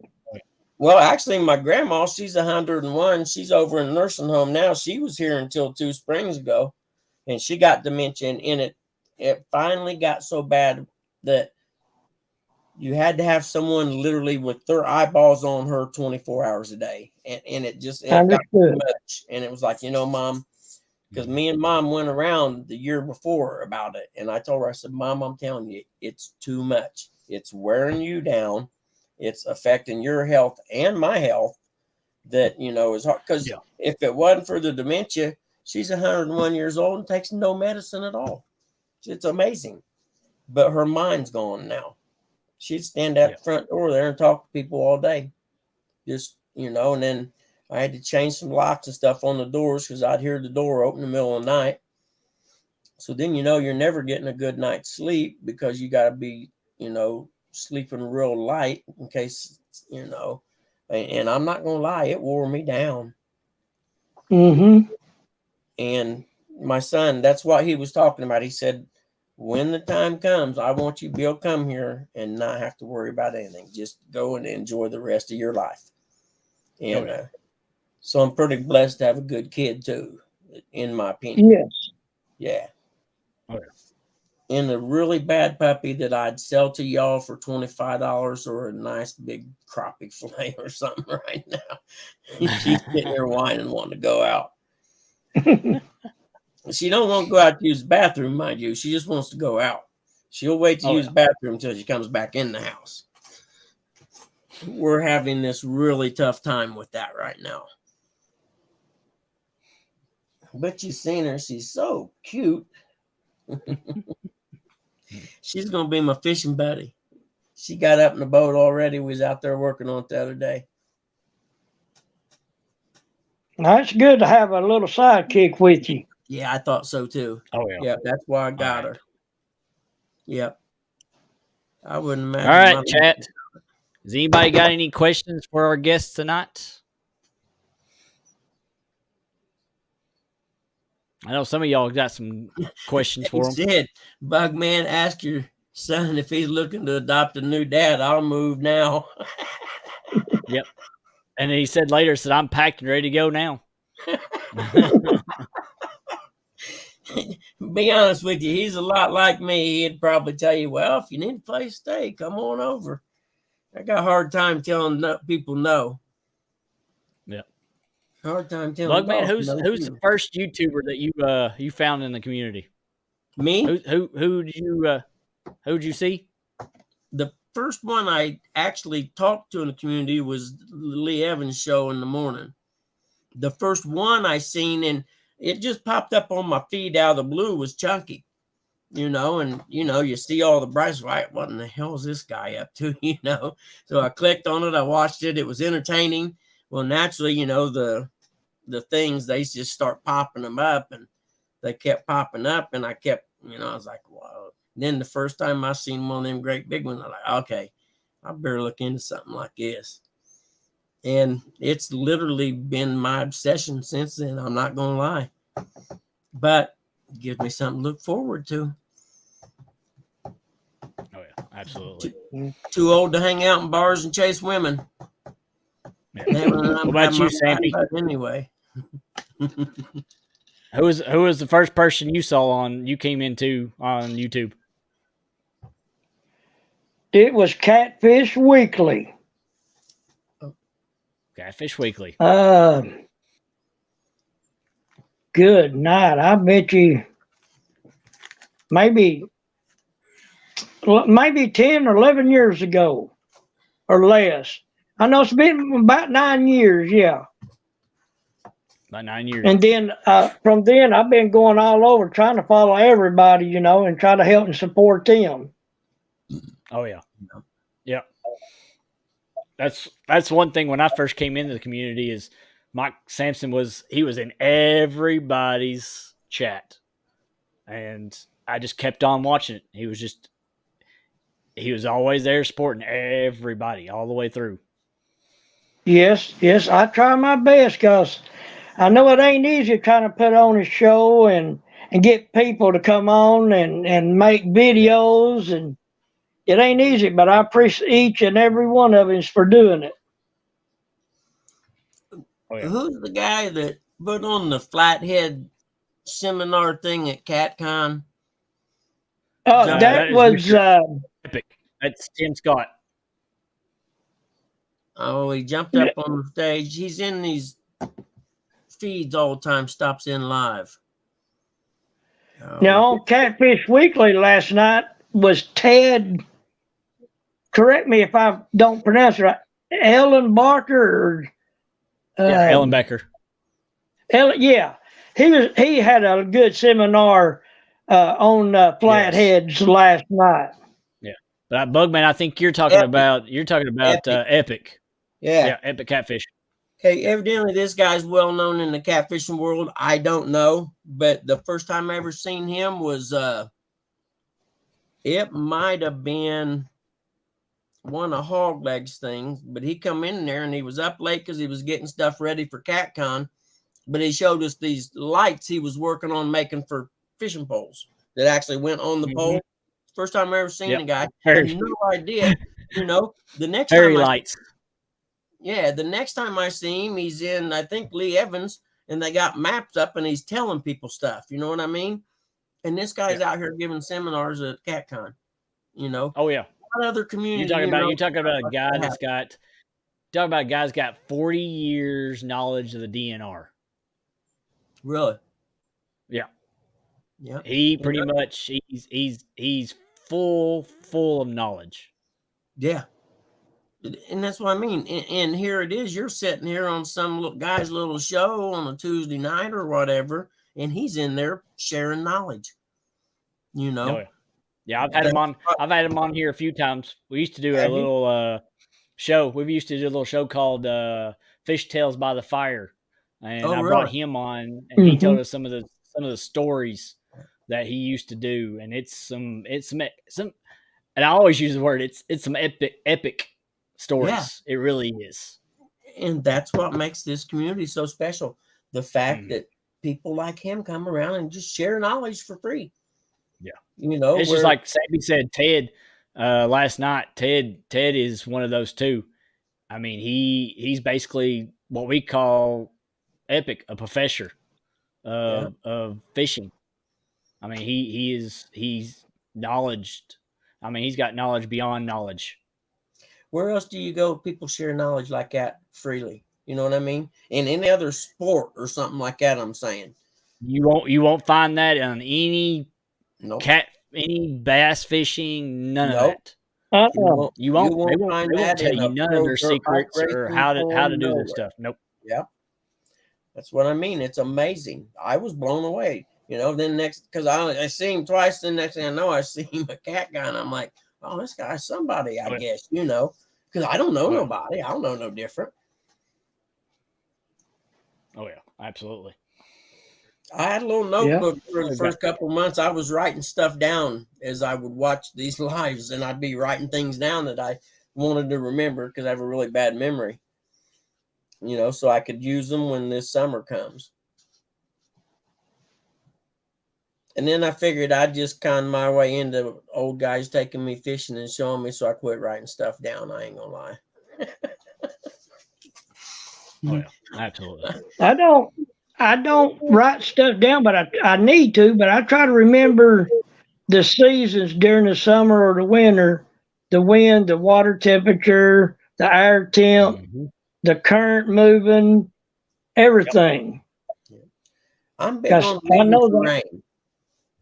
Correct. To me, is reading the terrain. I think that if there's one thing I had to choose to be good at, I would want to be able to show up to a strange body of water, river, lake, or whatever, and be able to read the bank and say, okay, I'll start over here because based on what I see, that's probably where I'm going to start finding fish at. You know what I mean?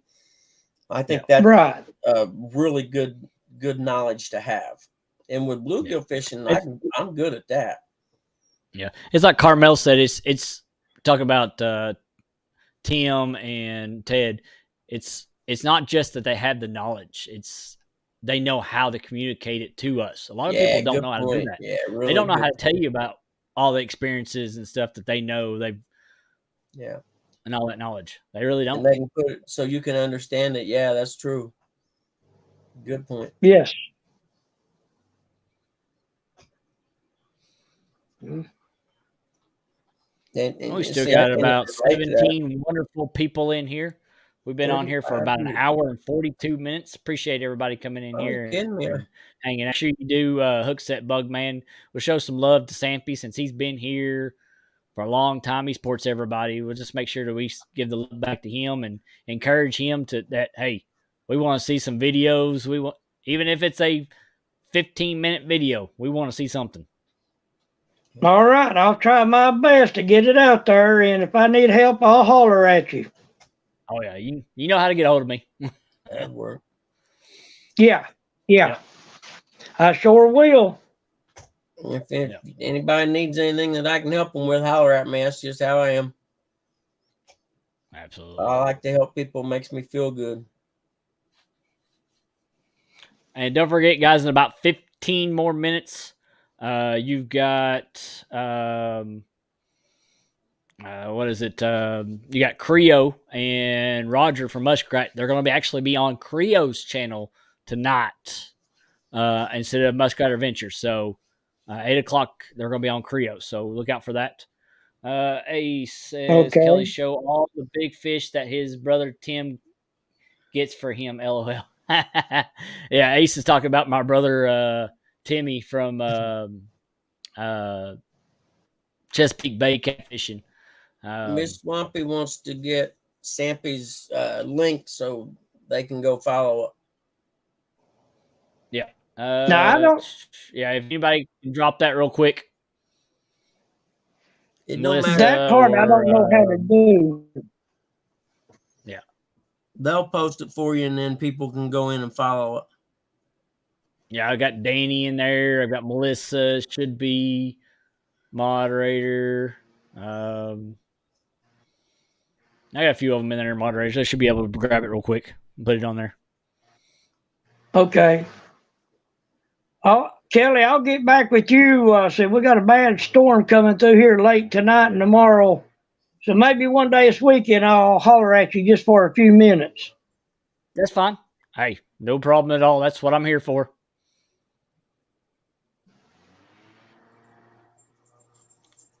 Melissa, If you make Melissa a mod, she can get the link up for you. I will.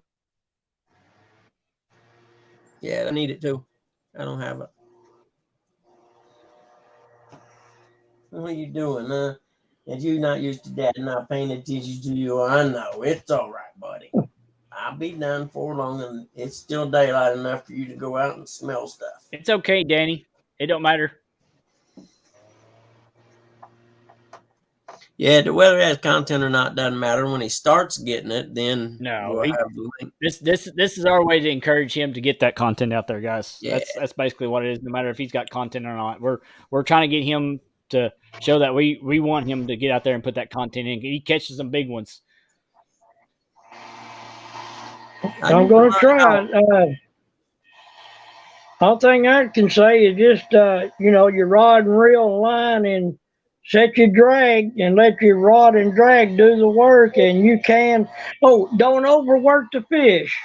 Just Yes. take your time, bring him in, and then try to revive it and let her go and catch it again another time. Yeah. I know. You can pull your face off. You can pull that face off. And if you haven't seen it yet, I need to learn how to make a montage. These are the fish what we're talking about. That's a horse. I need to learn how to make a montage using pictures into a video. Sampy, how big was that one?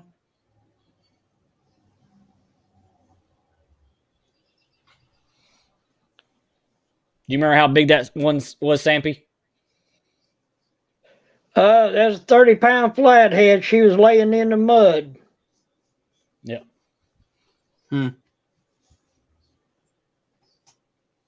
There was a 42-pound blue.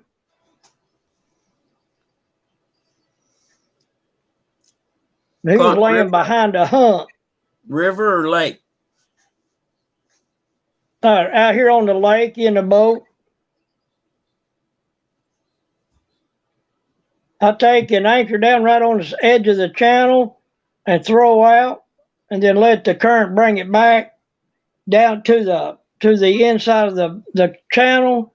There's some undercuts in there. Yeah. Is where I'll catch them at, or some little structure. Yeah, you was telling me about the drifting it back into the undercut. Right. Almost like bank fishing if you can find them undercuts. Yep. Well, that's a little 20. Go ahead. I'm sorry. Go ahead. I was going to say, that's about a 25-pound blue there. That the last one he held up. Yeah. And then this one right here, that little flat. That's a cool picture right there with the whiskers spread out. I dig that one.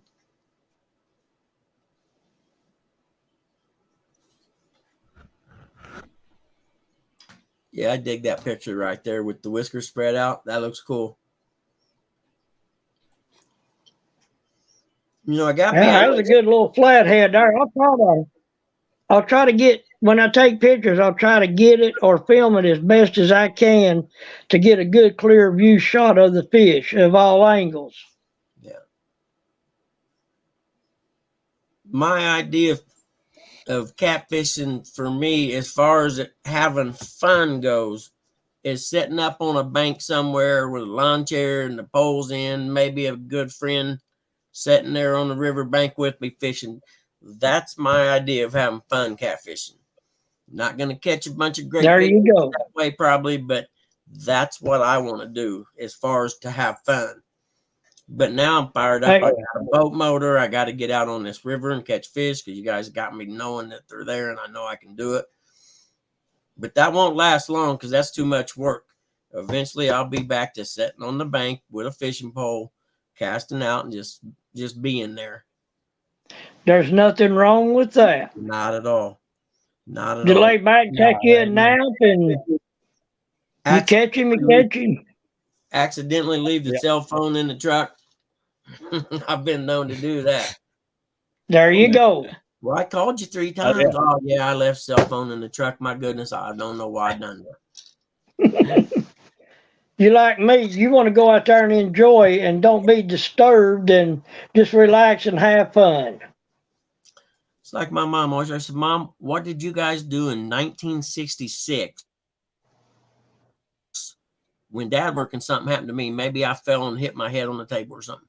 You didn't have cell phones. We all lived, you know. Mm-hmm. I'm pretty sure we'll, if somebody dies, what in the hell am I going to do about it? I'll be there when I get there anyway. Right. I just think it's too much of like a nanny state in this world these days. Everyone's got to know where you're at and what you're doing. Yeah. All right, for you guys that's wanting his Sampy's YouTube channel, there it is. I'm I'll posting take it my up glasses on the off. screen I there can't. for you to copy it.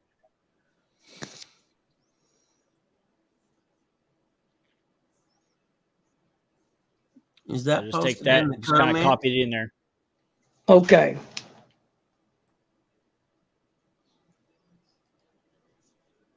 I don't know when, but just everybody just bear with me. I'm slowly learning this stuff, but I'll get it out. That's the best part. There's always tomorrow. Yeah. And if I'm not too busy fishing, I'll There you figure go, out Jello. how to do that, right? Jello got it. I got it too there. Okay. Yeah, Jello had it. Yeah, appreciate that, Jello. Well, then, All yeah, right. Thank I'll you. get that done if I don't have anything else I need to do. Yeah. I was going to go Alrighty. fishing tomorrow, but it's pouring rain right now. I suppose I could go out Yeah. the reservoir and catch them stripers again. At least it's catching something. Where actually, that's good. I really need practice on casting that bait caster. You know what I mean? I got one spider web the other night on the Abu reel that literally I just had to take it apart, put it in the truck. I come home and I cut it out with scissors. It wasn't coming back out. It was Bird nested, didn't you? You bird nested it, didn't you? it was unbelievable.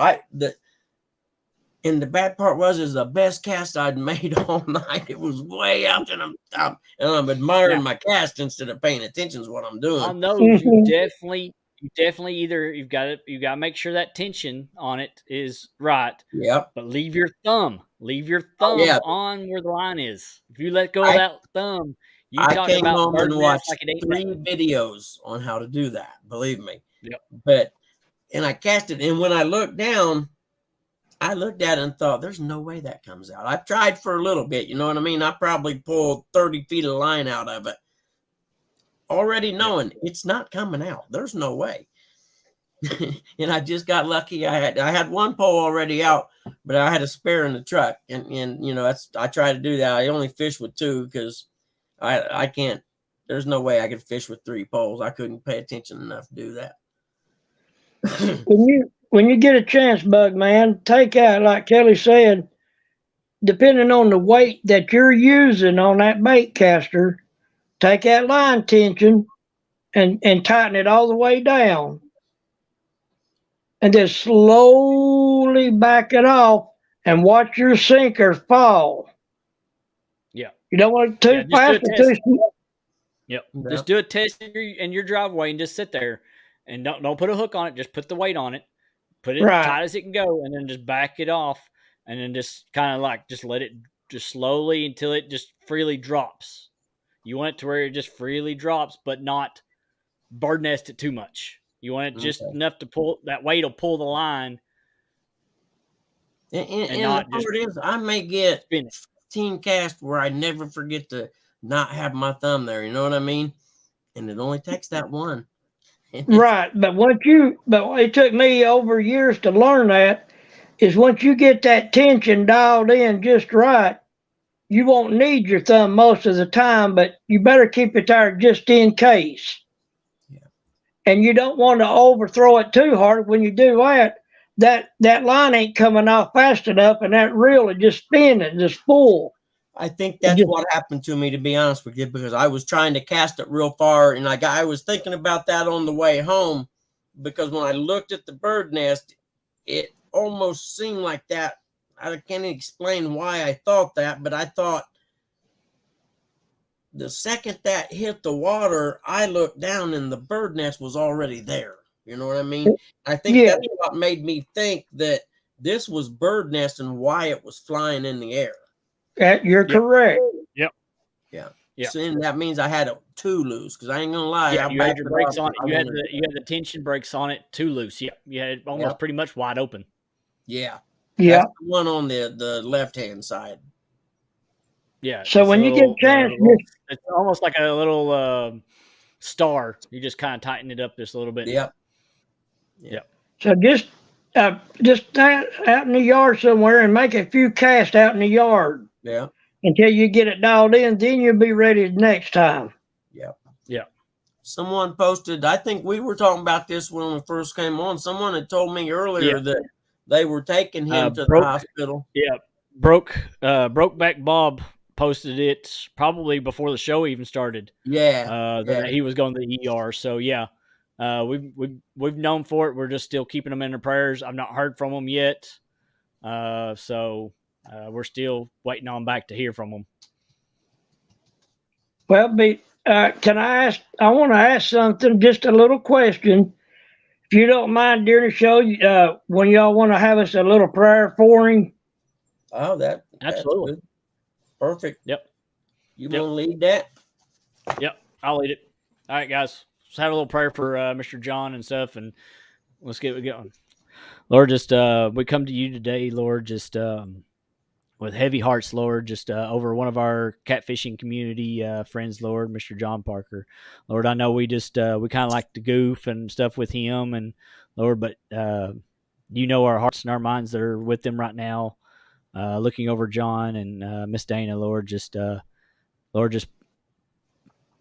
give the knowledge and wisdom to the ER doctors, the hospital doctors that are looking over them and caring for them, Lord. Just give them the power of healing, Lord, just to heal his body, Lord, just in ways that we know we can't do anything except for just sit here and just pray for them and stuff, Lord. Just we love our John Parker and Miss Dana, and we just want them back and healthy. And we appreciate everything they done for us and that we're going to do for them. We love you and praise you in your name. Amen. Amen. Amen. I just hope I didn't make nobody mad, but I just like our fellow fishermen all over the world. Let's just keep them in our thoughts and prayers. Yep. Yeah. Oh, absolutely. I agree. I appreciate that. Definitely. Yeah. We definitely need. He's been good for us. So hey. And he's a neat character, man. I mean, he is. If you don't enjoy watching him fishing with his wife, you need to find something else to do. The very first time I seen him, it was early one morning. I turned on, and he was fishing, and he was talking about fishing for Jimmy Hoffa. And I thought, I gotta watch this guy for sure. There's no doubt this dude's my kind of people. But the thing is, he still can't fish worth a lick. And that's fact. And I'm that guy too. Don't let nobody kid you. I will prove that wrong eventually, but as of right now, I can't fish worth a lick for catfish. I ain't lying. But I'm gonna prove myself. My goal is to be able to do some of them tournaments like that last tournament they had. That looked like a lot of fun, man. Them guys were having, I want to do that next year. I'm smart enough. I had fun last year. Yeah, I'm smart enough. I had fun. If you were in there in the talk last night, and they were talking about it, Mark and them were talking about me going up against Brian B. first round. Brian B. called me out because I know what he was doing. He was trying to take out the weakest link. I would have done the same thing probably. but I surprised him within 5 seconds of us starting it. I threw my line out and I got a bite and pulled in a catfish, and Brian hadn't even put his first pole out. So, but I struggled the rest of the day. And he beat me by 4 other fish. So that might have something to do with me not doing any lives out in the boat yet until I make sure I can catch fish. It ain't be nothing worse if I'm sitting there and the poles are just going nuts and I'm missing every one of them. You know, I've done 20 something videos of me just sitting on the bank not catching a thing. So hey, don't worry about sitting in the boat and not doing nothing. I got 4 right now of catfish ones. The ones I done the other day was stripers, but I got 4 of me literally doing nothing. And if I go live, I can't see the chat. So, and then I'm learning how to do the StreamYard so I can use it and have someone, because right now I wouldn't sit and watch my live. You kidding me? It's boring because I can't see the chat. You know, it disappears, and then I try to catch up. Well, that's way too much work for me to try to do. I've got videos that are 4 hours long with nothing, no fish, no nothing, just me having fun, talking to everybody in the community. That's all it's about. I mean, it's great that somebody you catch a fish on it, but I mean, it's there to have fun with everybody else. Correct. But guys, I loved it. It was great having you all on here. Appreciate you all coming on here and hanging out with me. That way we can get you all shown out, give you all the support back for what you all done for me, especially getting me to over that 500 mark. It's been awesome. Guys, it is 8:04. We got the Creo and Roger show coming on. So it should be going live any second. So make sure you go over there and show them the love on Creo's channel. But Sampy, appreciate being able to come up here and hang out with me. Bugman, you too, man. It's always a pleasure to have you guys letting me, man. It like I said, I think this community it's been a blessing in my life, literally. Oh yeah. And that may sound over dramatic, but you didn't see me this time last year. That's all I'm gonna say. Hey, and we're expecting great things from both of y'all this coming year, so definitely. Okay, thank you. Creel's on now. All right, thank you guys. All right, guys, we'll check you all later. Appreciate y'all. We'll see you on next live. Okay, thank you. Be good, Bugman. You'll catch him. Swampy, I'll be back in touch with you. Don't worry. You ask Danny Stone when I say that, you'll hear from me. Okay, thank you. All right, see you all. Appreciate y'all. Okay.